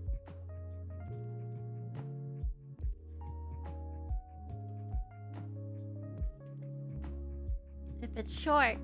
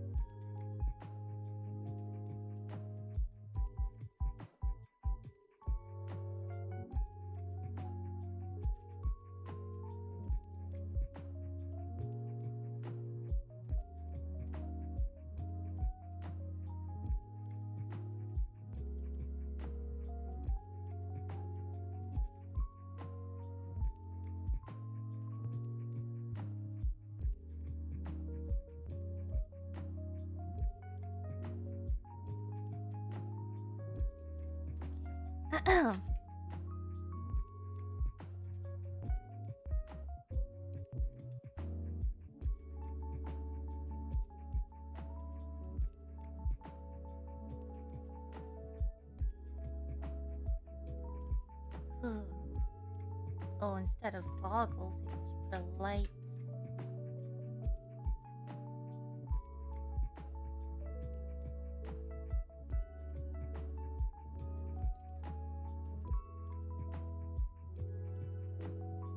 Legally distinct. Legally distinct light.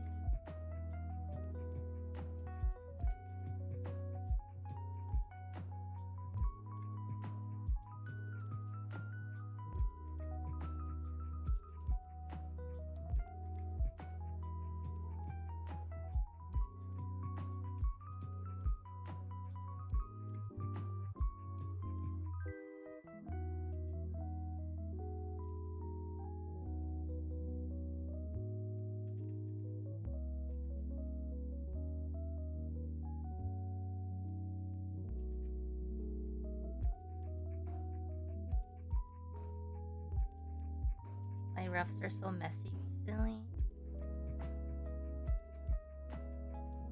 But it's okay, it works.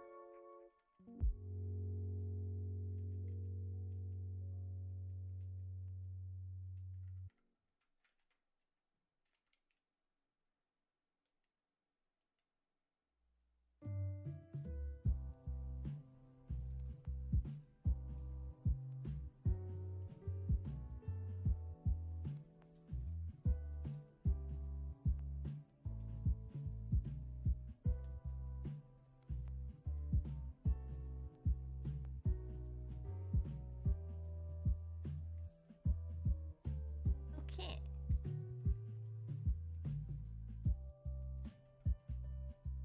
No, I did not finish drawing the owl. I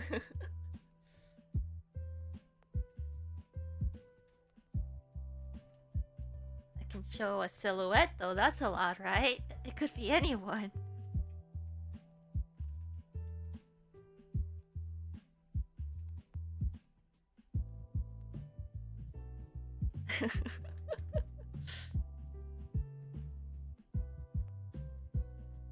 Don. Oh, who could that be? I don't know. I don't know. Can't tell. Whomst.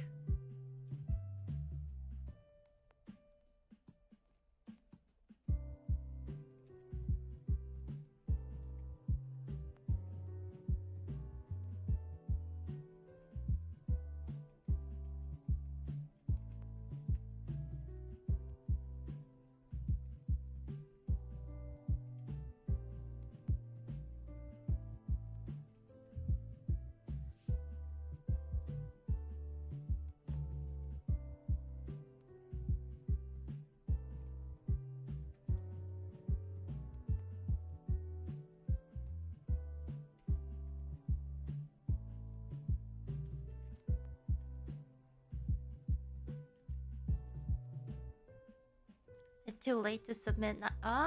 You have a couple of hours. 9ish hours until submissions will close. Right? Until 16th GST, right? Unless I've been living under a rock, which is possible. Yeah, 7 p.m. GST. I think I got a couple of hours.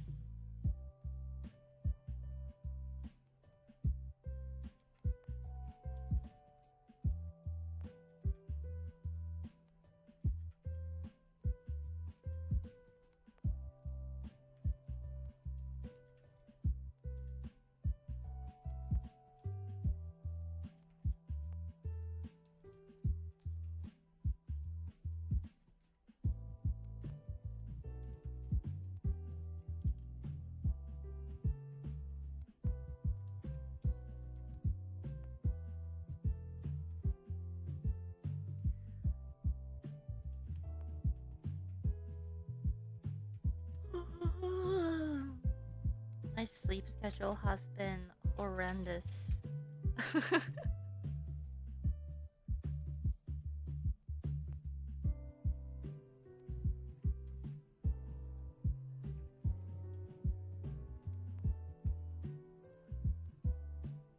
I mean, it always is, but been worse than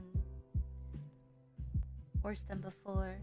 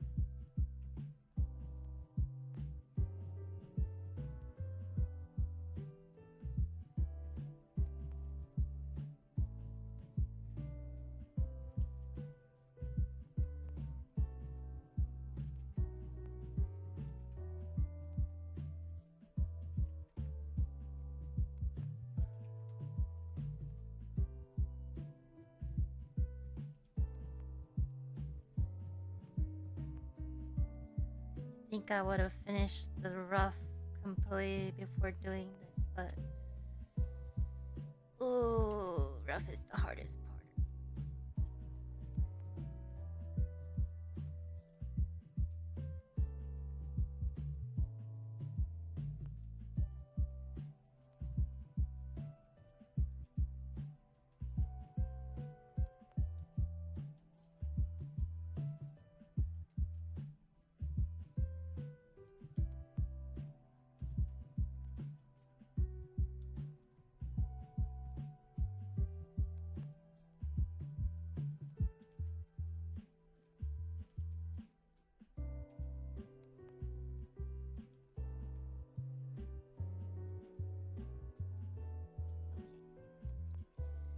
Good enough.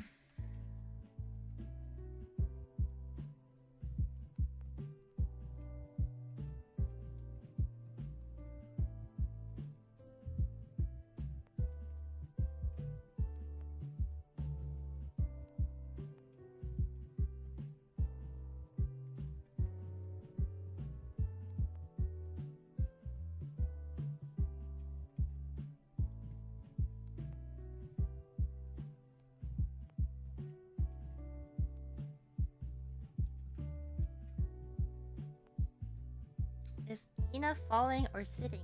Yes.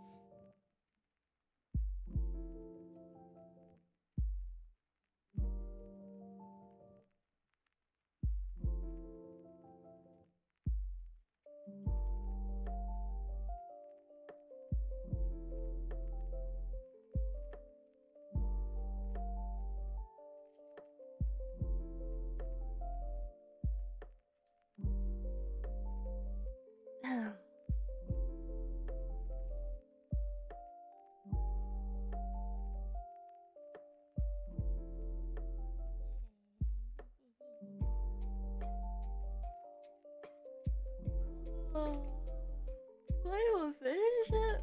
I took longer than I thought on the feedback. Okay, I can do it. Believe.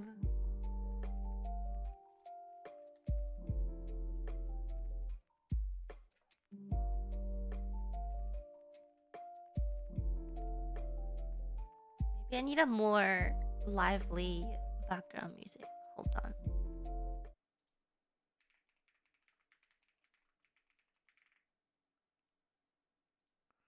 Ah, yes.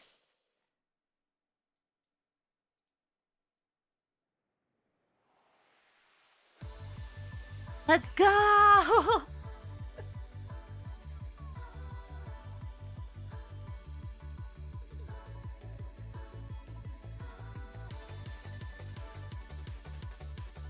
Speed!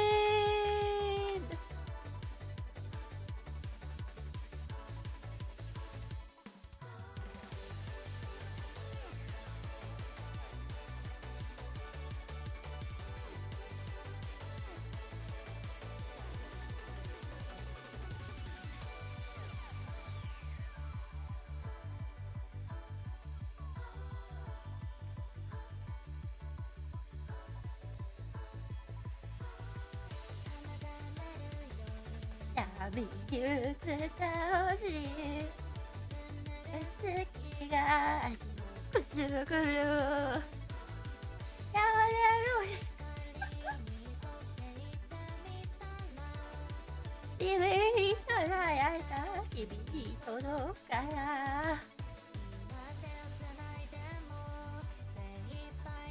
夢でも俺はに届くんだ指先でゆらゆらと届く気が止まった時の追い込んだ願いさえ今は笑顔を知ってるよ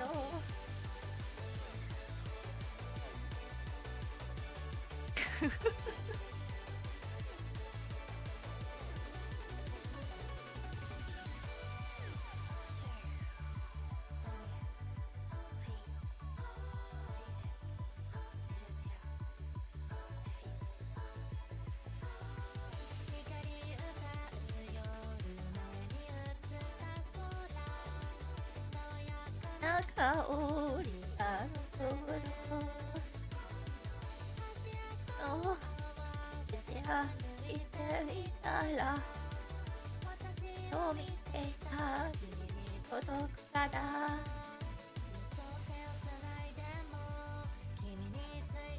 見てもそれは手に止まるんだ呼び出した声の形が走って叫ぶが今は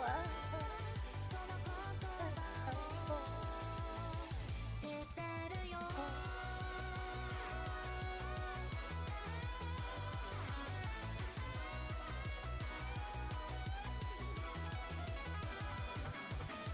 君は分かってるから教えてくれたお幸せは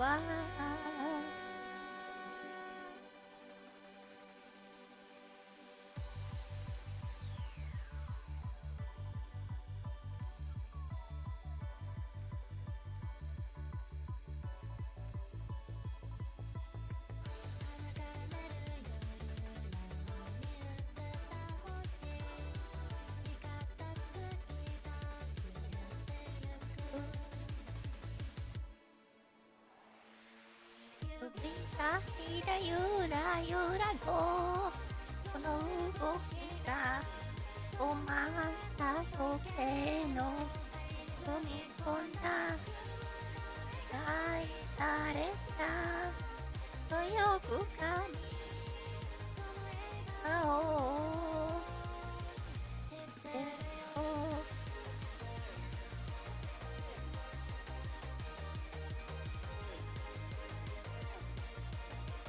Time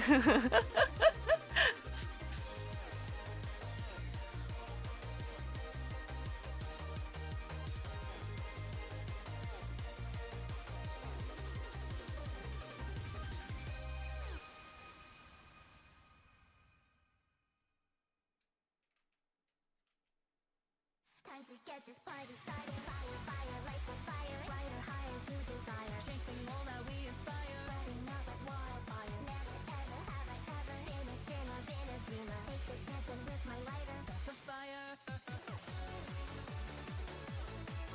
Hey!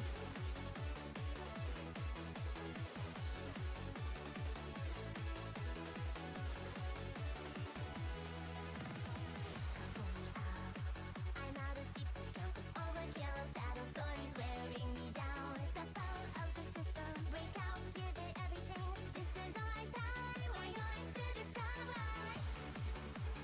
Hello, brand new world. Would you welcome the light and free us from the night? Fire, fire, light the fire, brighter, higher as you desire. Night a beating heart, dance into the flame of light. Dance into the end of time.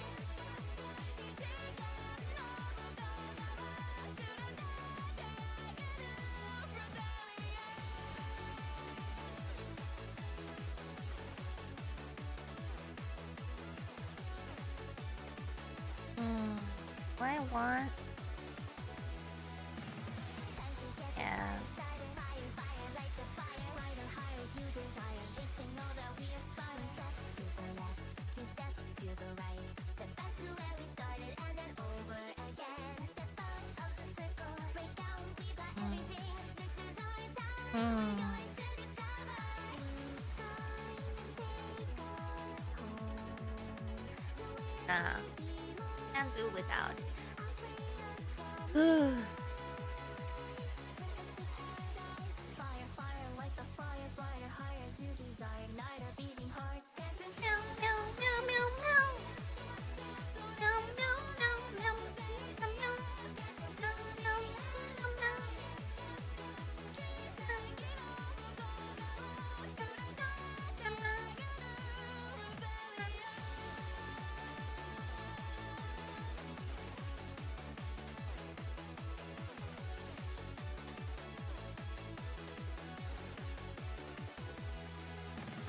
time to get this party started. Fire, fire, light the fire. Brighter, higher as you desire. Chasing all that we aspire. I know that I can still be the future of the story. I know that I can be free, the one and the only. They tell me that I'm crazy. I'll never let them stop me. With this, I have everything. Time to get this party started. Never ever have I ever been a sinner, been a dreamer. Fire, fire, light the fire. Fire, fire, light the fire. Like this beating heart. Jump into the stream of light.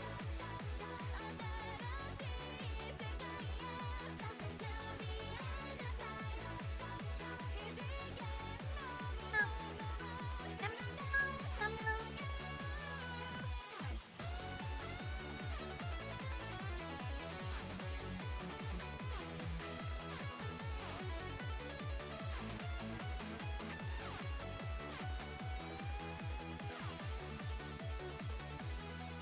into the flame of light.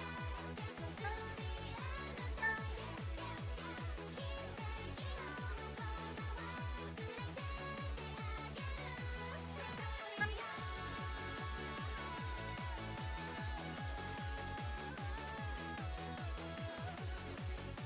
This is just gonna be meow meow karaokeing while I draw this.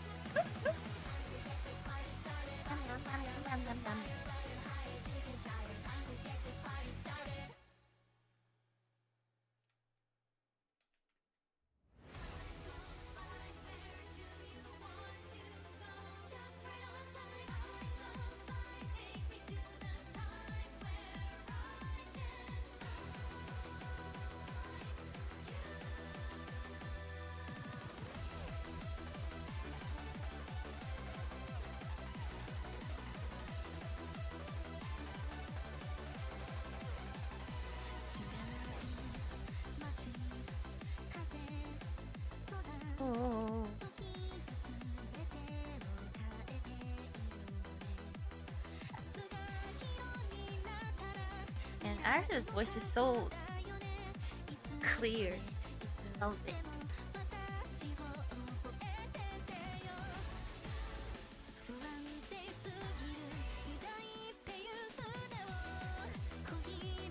Oh.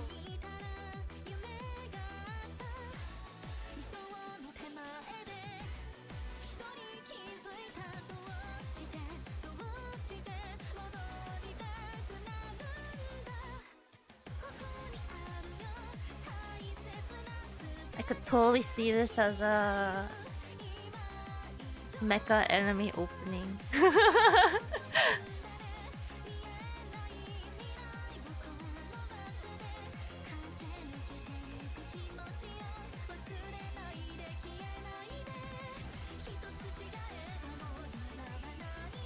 No, no, no, it has to be a mecha enemy.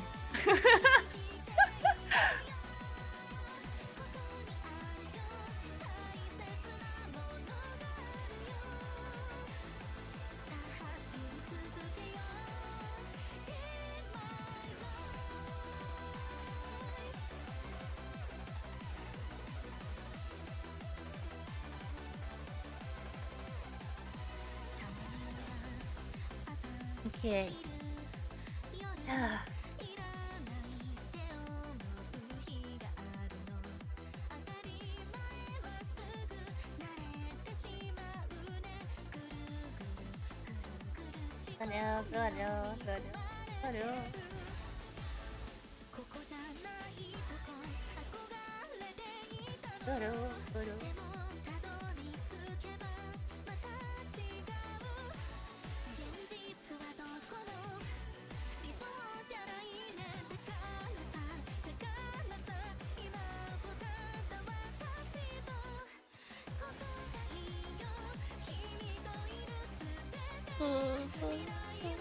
Why am I so sleepy? Oh, it's probably because I didn't sleep.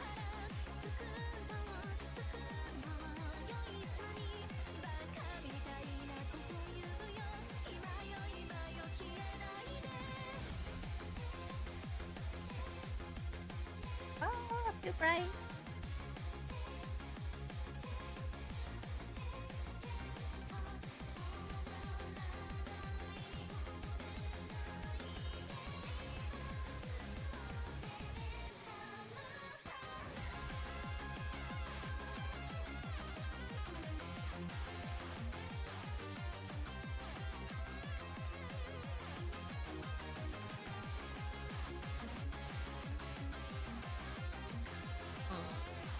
I don't know what to do with the lighting. I should have done the background first. There's supposed to be background? I don't even remember.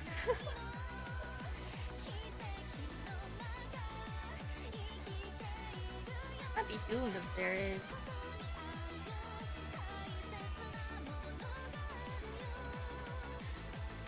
Good luck, future Ina. I believe in you.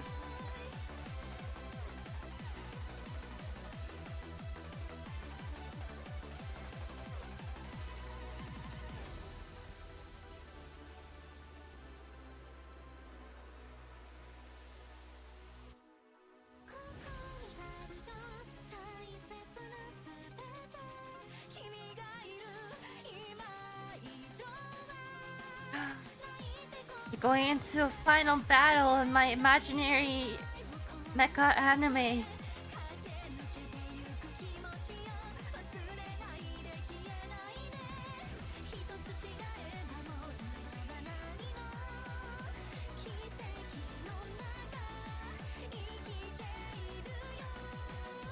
Everyone is gathering their powers.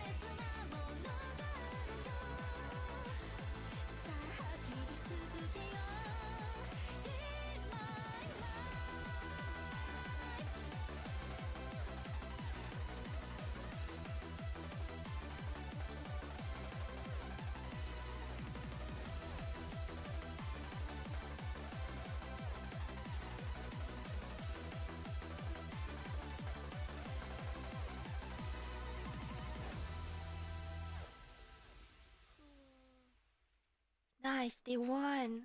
The world is saved.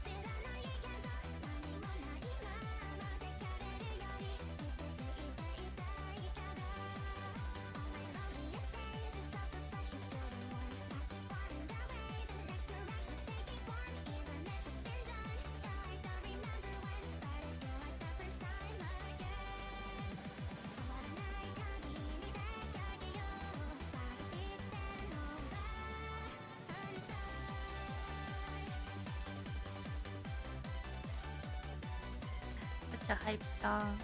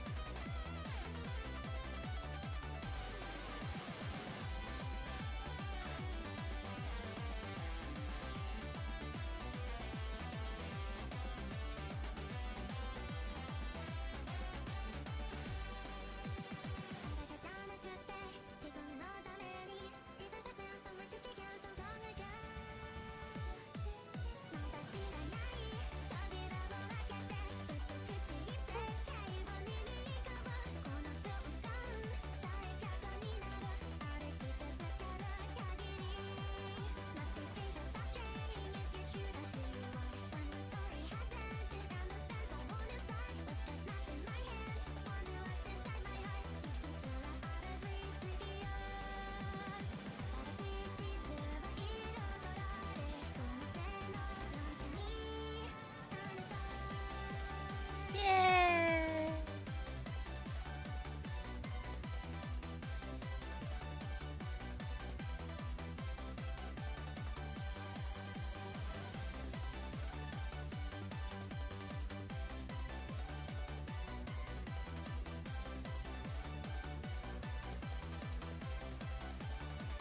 Mm.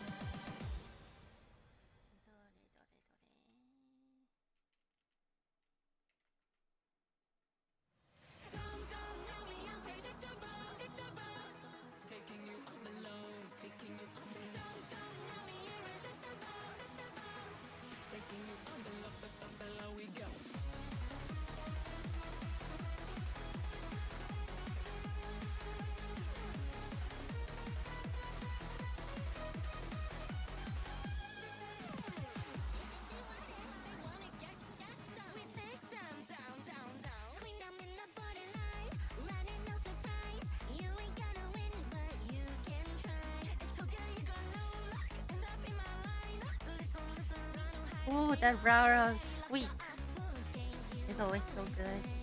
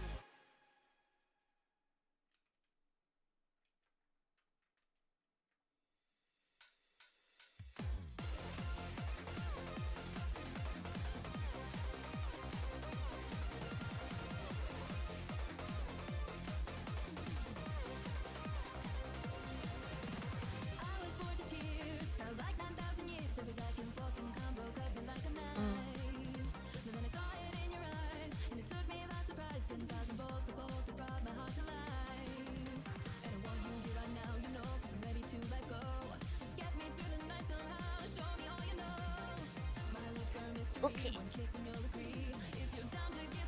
Ralph is good enough.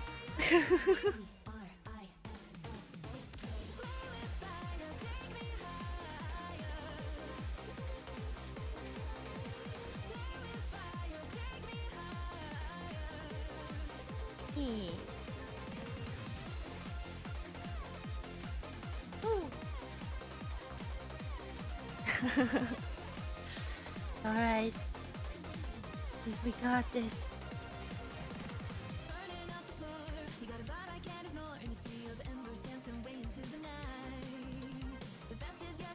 Now.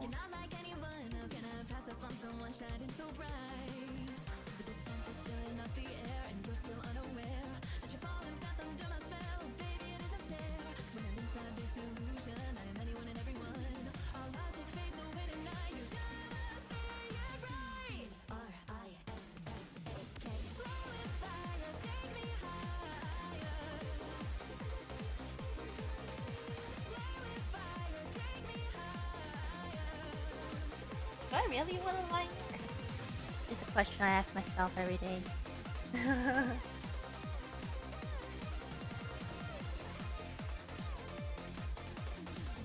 Bam.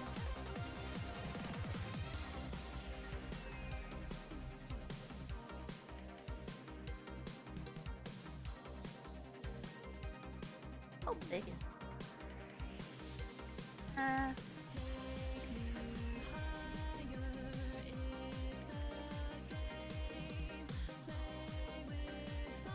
I'll do it quickly.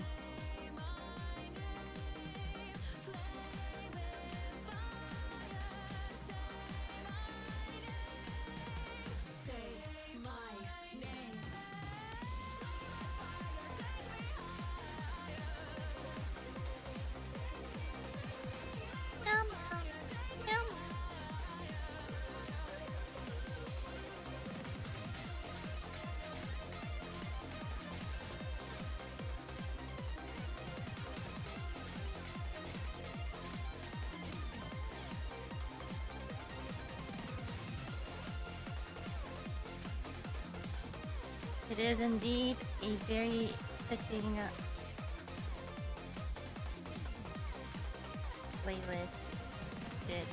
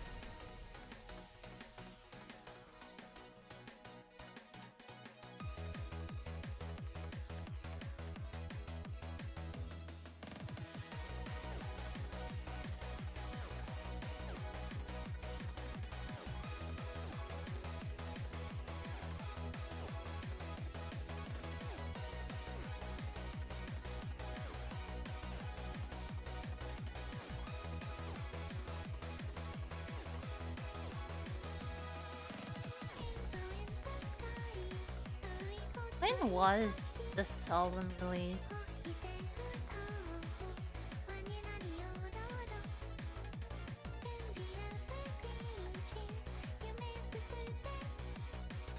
It was like a long time ago. Almost. 1982. Wow.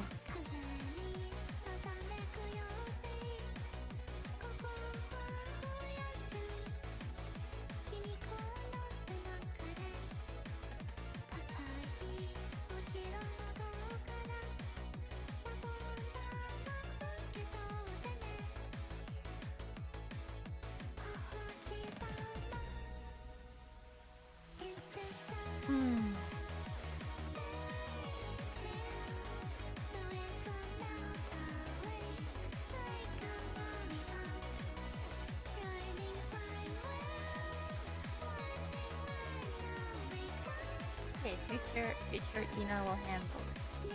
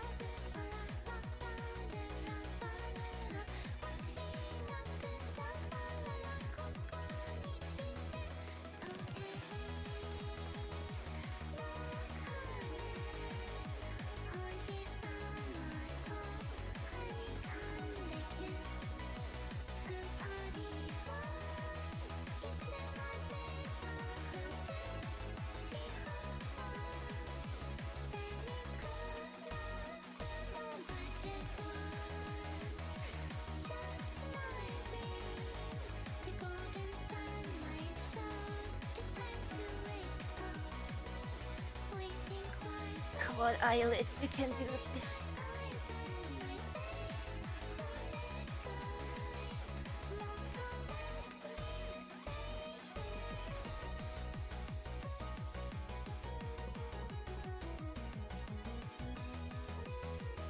Ina Sensei, what is your average canvas size?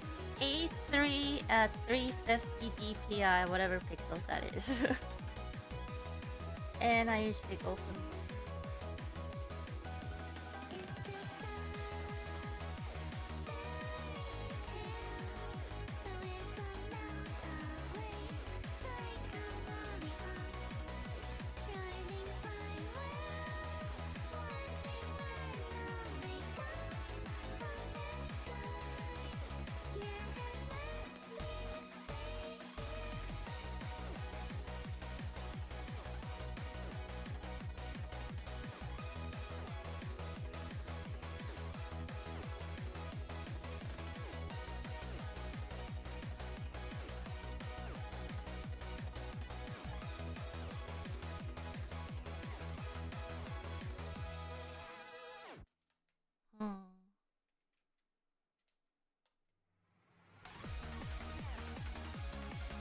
Part of me is debating if I should sleep and then just continue the stream later.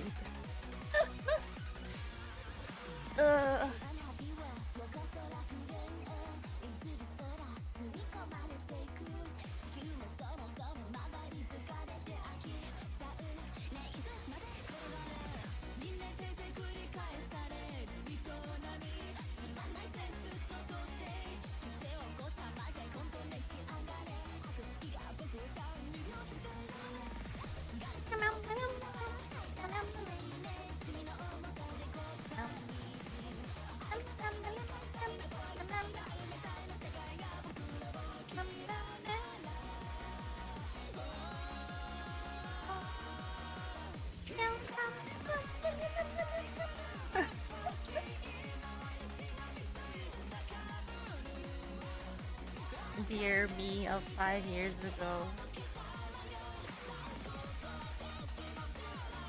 This is your future.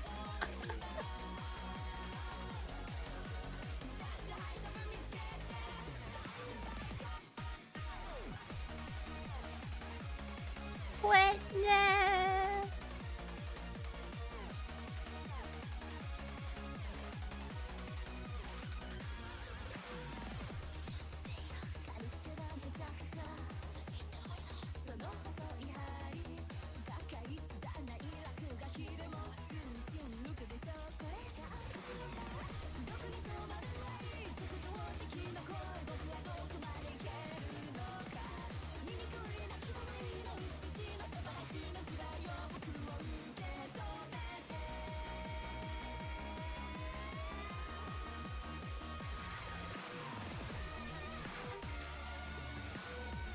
Yeah, my line quality is definitely going.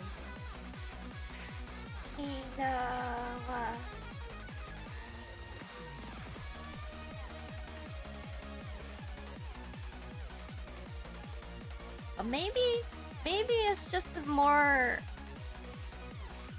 realistic representation of an artist. A real lesson you'll learn from Inacademy. All artists are sleep deprived.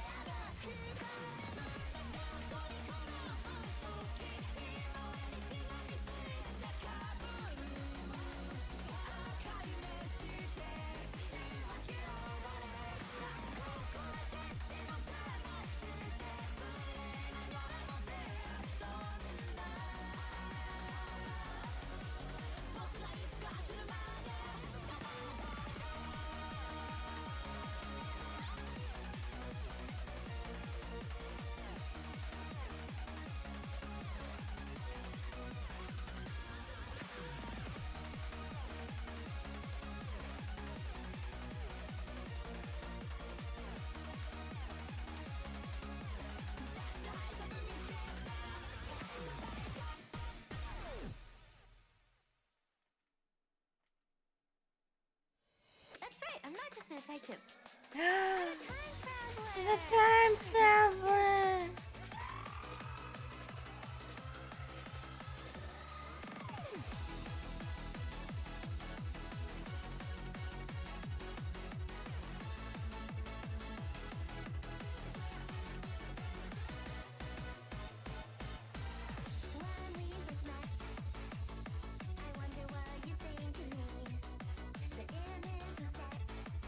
What does she think of me?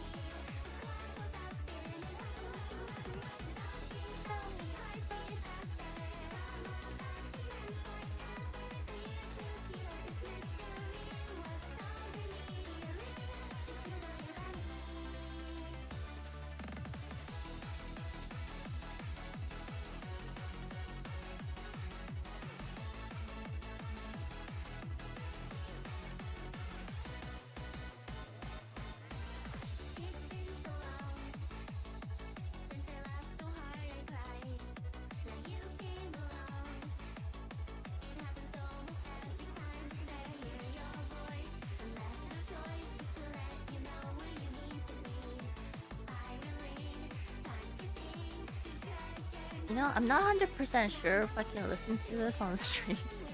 Or not just Amazon, the entire album. I guess we'll find out.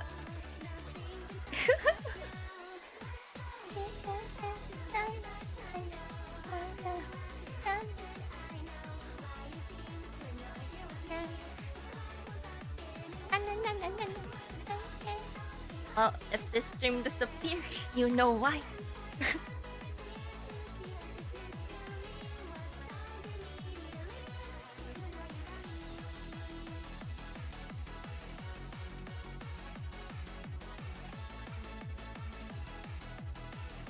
Nah, if that's the case, I'll edit out the song and just re-upload it.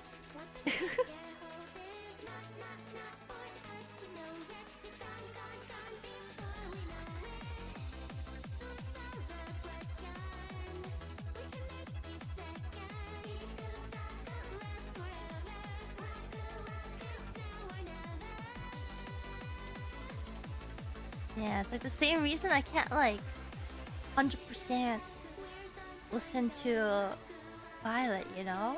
Actually, can I? I probably can. But you never know. The artist Ninomae, she might copyright strike me. What if I get demonetized by Ninomae?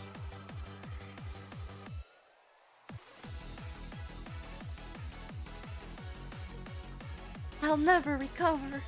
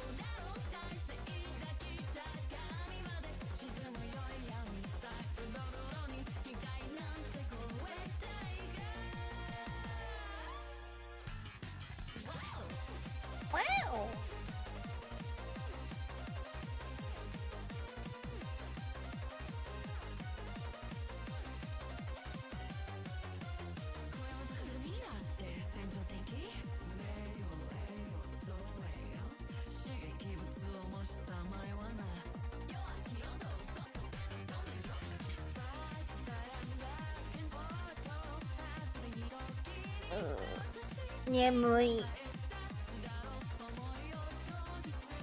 It's already been 3 hours?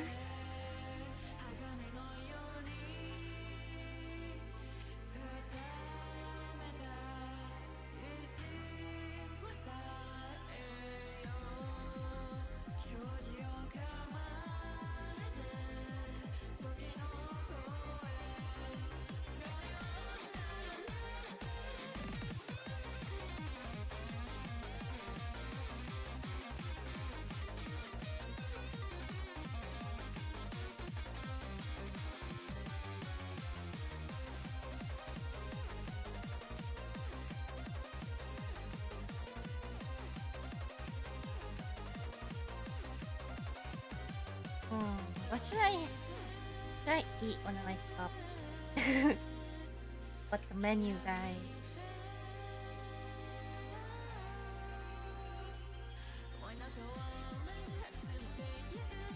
A burger.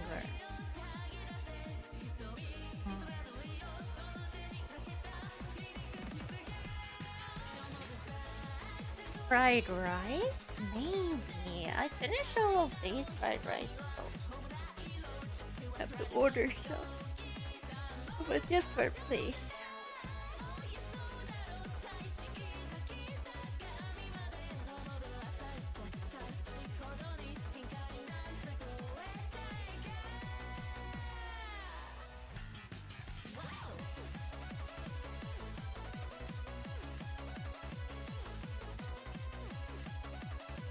Rice or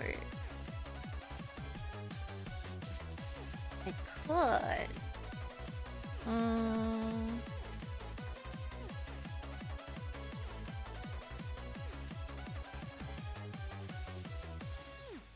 I guess I'll see when I wake up.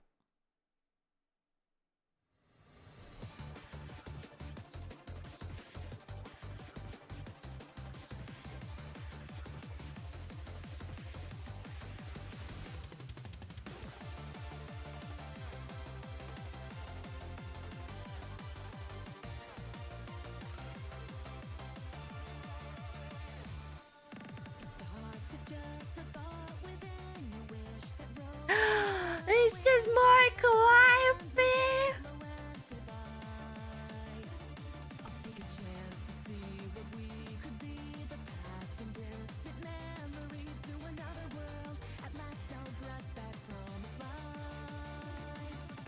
Mark Lively. Oh, he's so cool.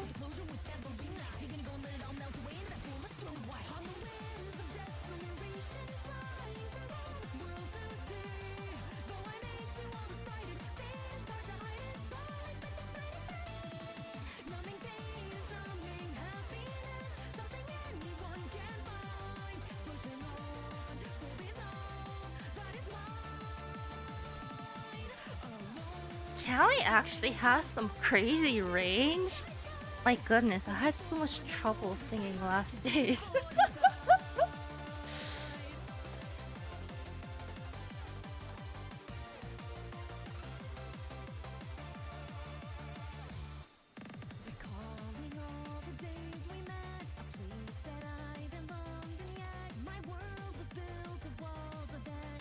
He just keeps getting better.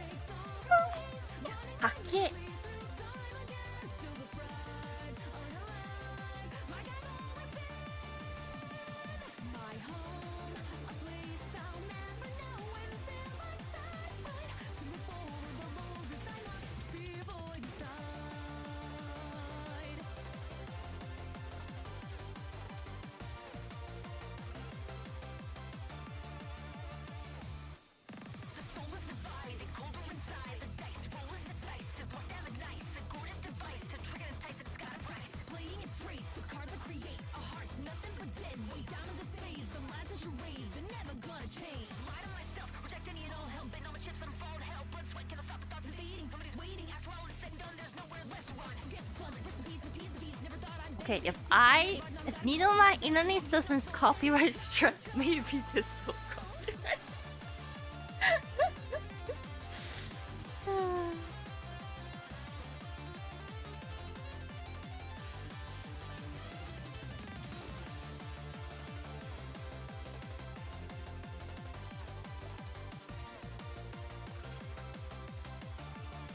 Nah. Surely it's fine.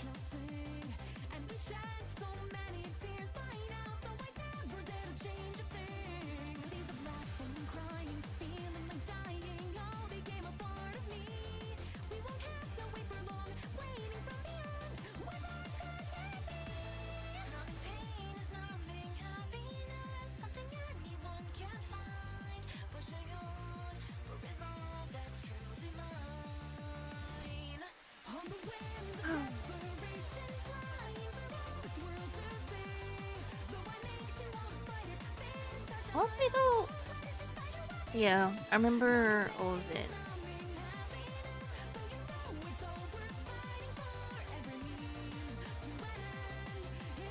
The time I played, was it Hall of GTA?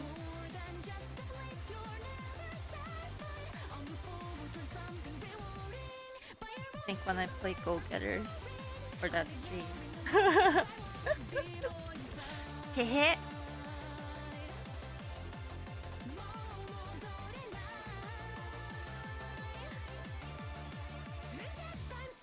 Pero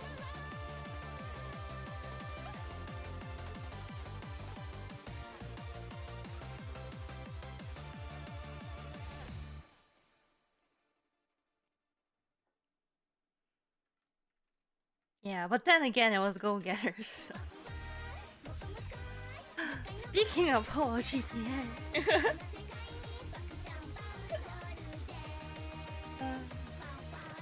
so remember every time I went to what was it? The restaurant, the song was classic.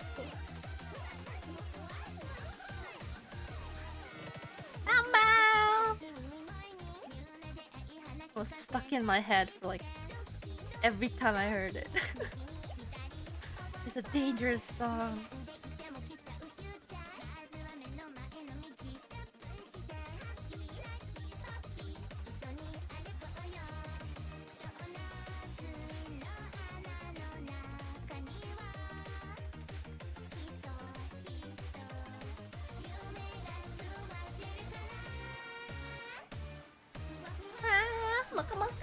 Oh no, it's gonna be stuck in my head now.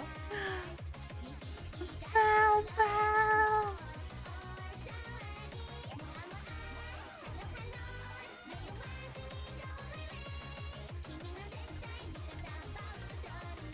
After everything I did, get it out of my brain. Wamaka!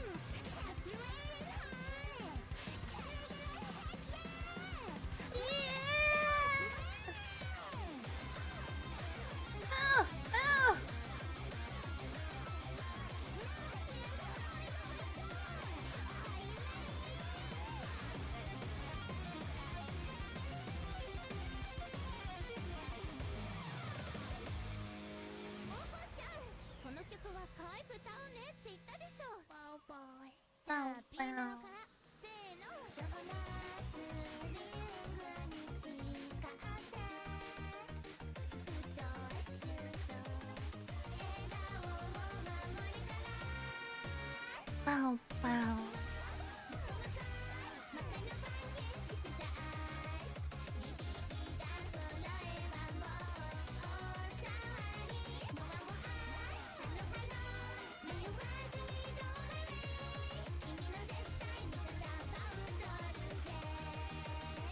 Wow, wow.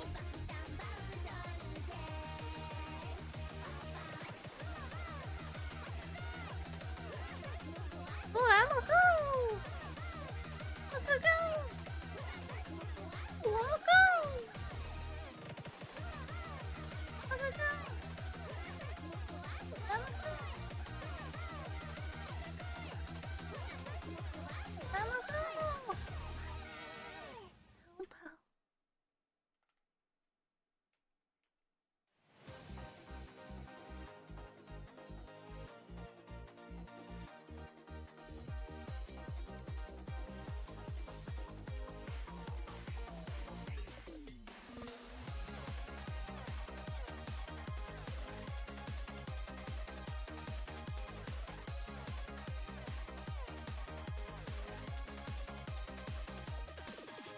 Around the world, everyone says that love is just like a dream. Feel like I'm melting from the heat. Love it feels so serene. Oh yeah, just like that, you know just how it goes. It's how it goes. But you already know. You're right now, just so sweet, my baby. Got me wanting more, so taste it. Yeah, I ain't got no worries. I feel good, good, good. The warm sun on me. I wanna go and party. Don't let this love end. No, I won't pretend. Recipe for love, you push me in. I wanna try it now. Yeah, I bro. only want to, taste it so sweet when you go and kiss me. I'm taking a perfect picture. You're stuck to me like a stick. You got that pineapple. Her? Kiara has so many good songs. So many pop.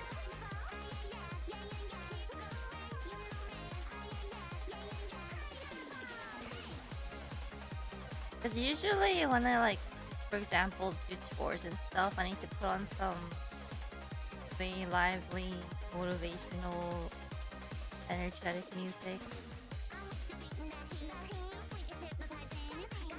Kiara's songs always do the job.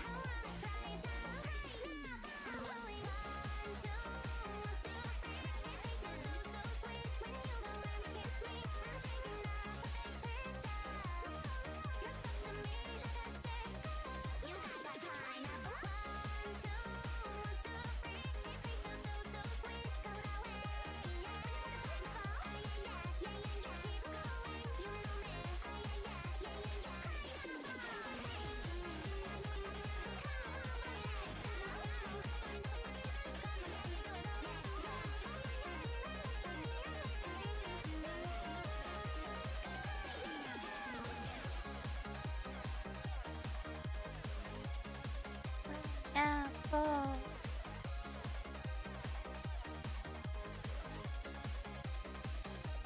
I haven't had a pineapple in a while.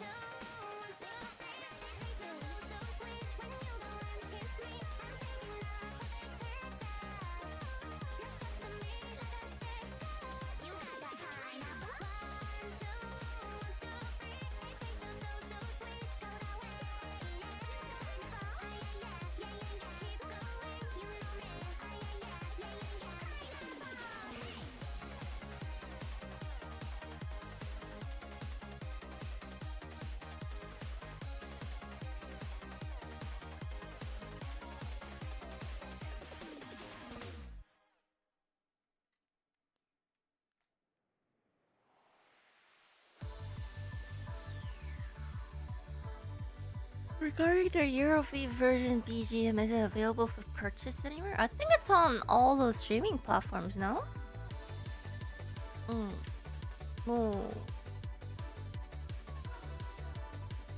Oh, does that mean we've done one loop?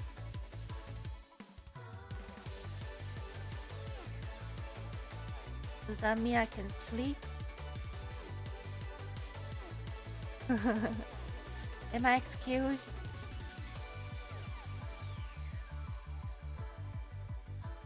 Excuse me. You can sleep now.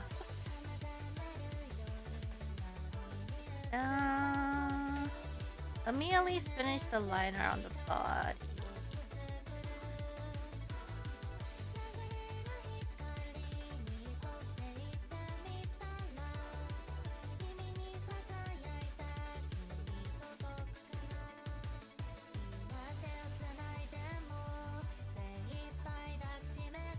This is why you do a proper row. So you have to redo it. Ha ha ha ha ha ha.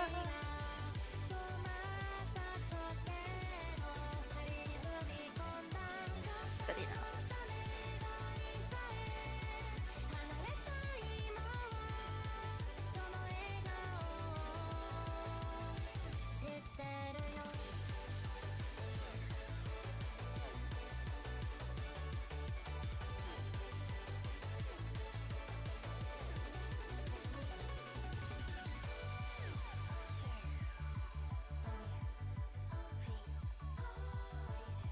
Love the song. Who sings it? Ninomae, also known as the purple one.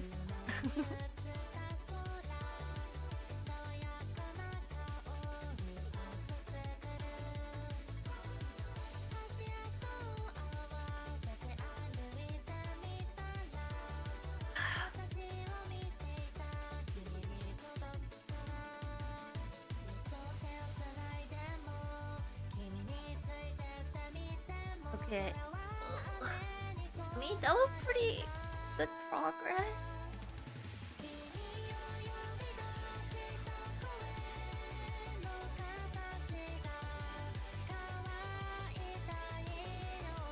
Started from here. Here. Ugh. I feel like recently. Yeah, it's not recently, but I just need to sleep at the right time. But I shall take a nap if I can.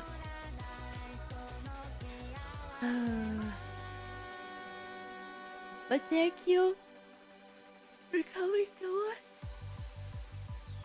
The stream today. I hope you guys enjoyed it. Maybe if I don't end up streaming the rest, I'll at least record it. I'll record it and I'll like play it while I talk to you guys, so you guys can watch me work on it, but I'm not actually working on it.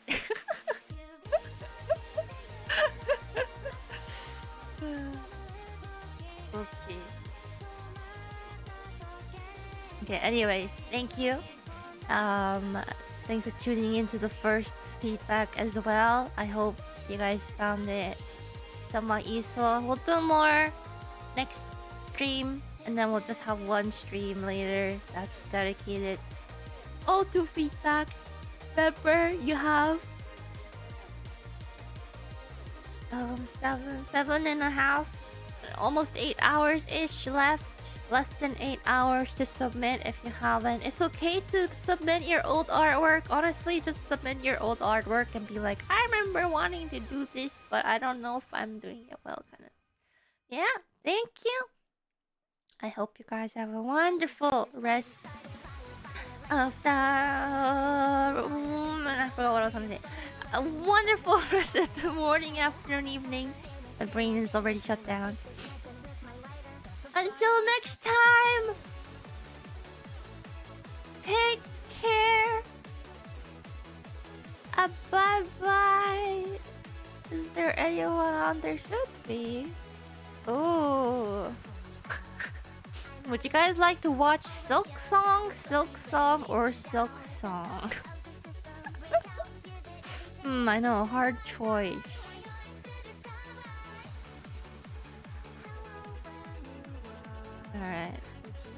I'll send you over to Chromie. Alright, thank you!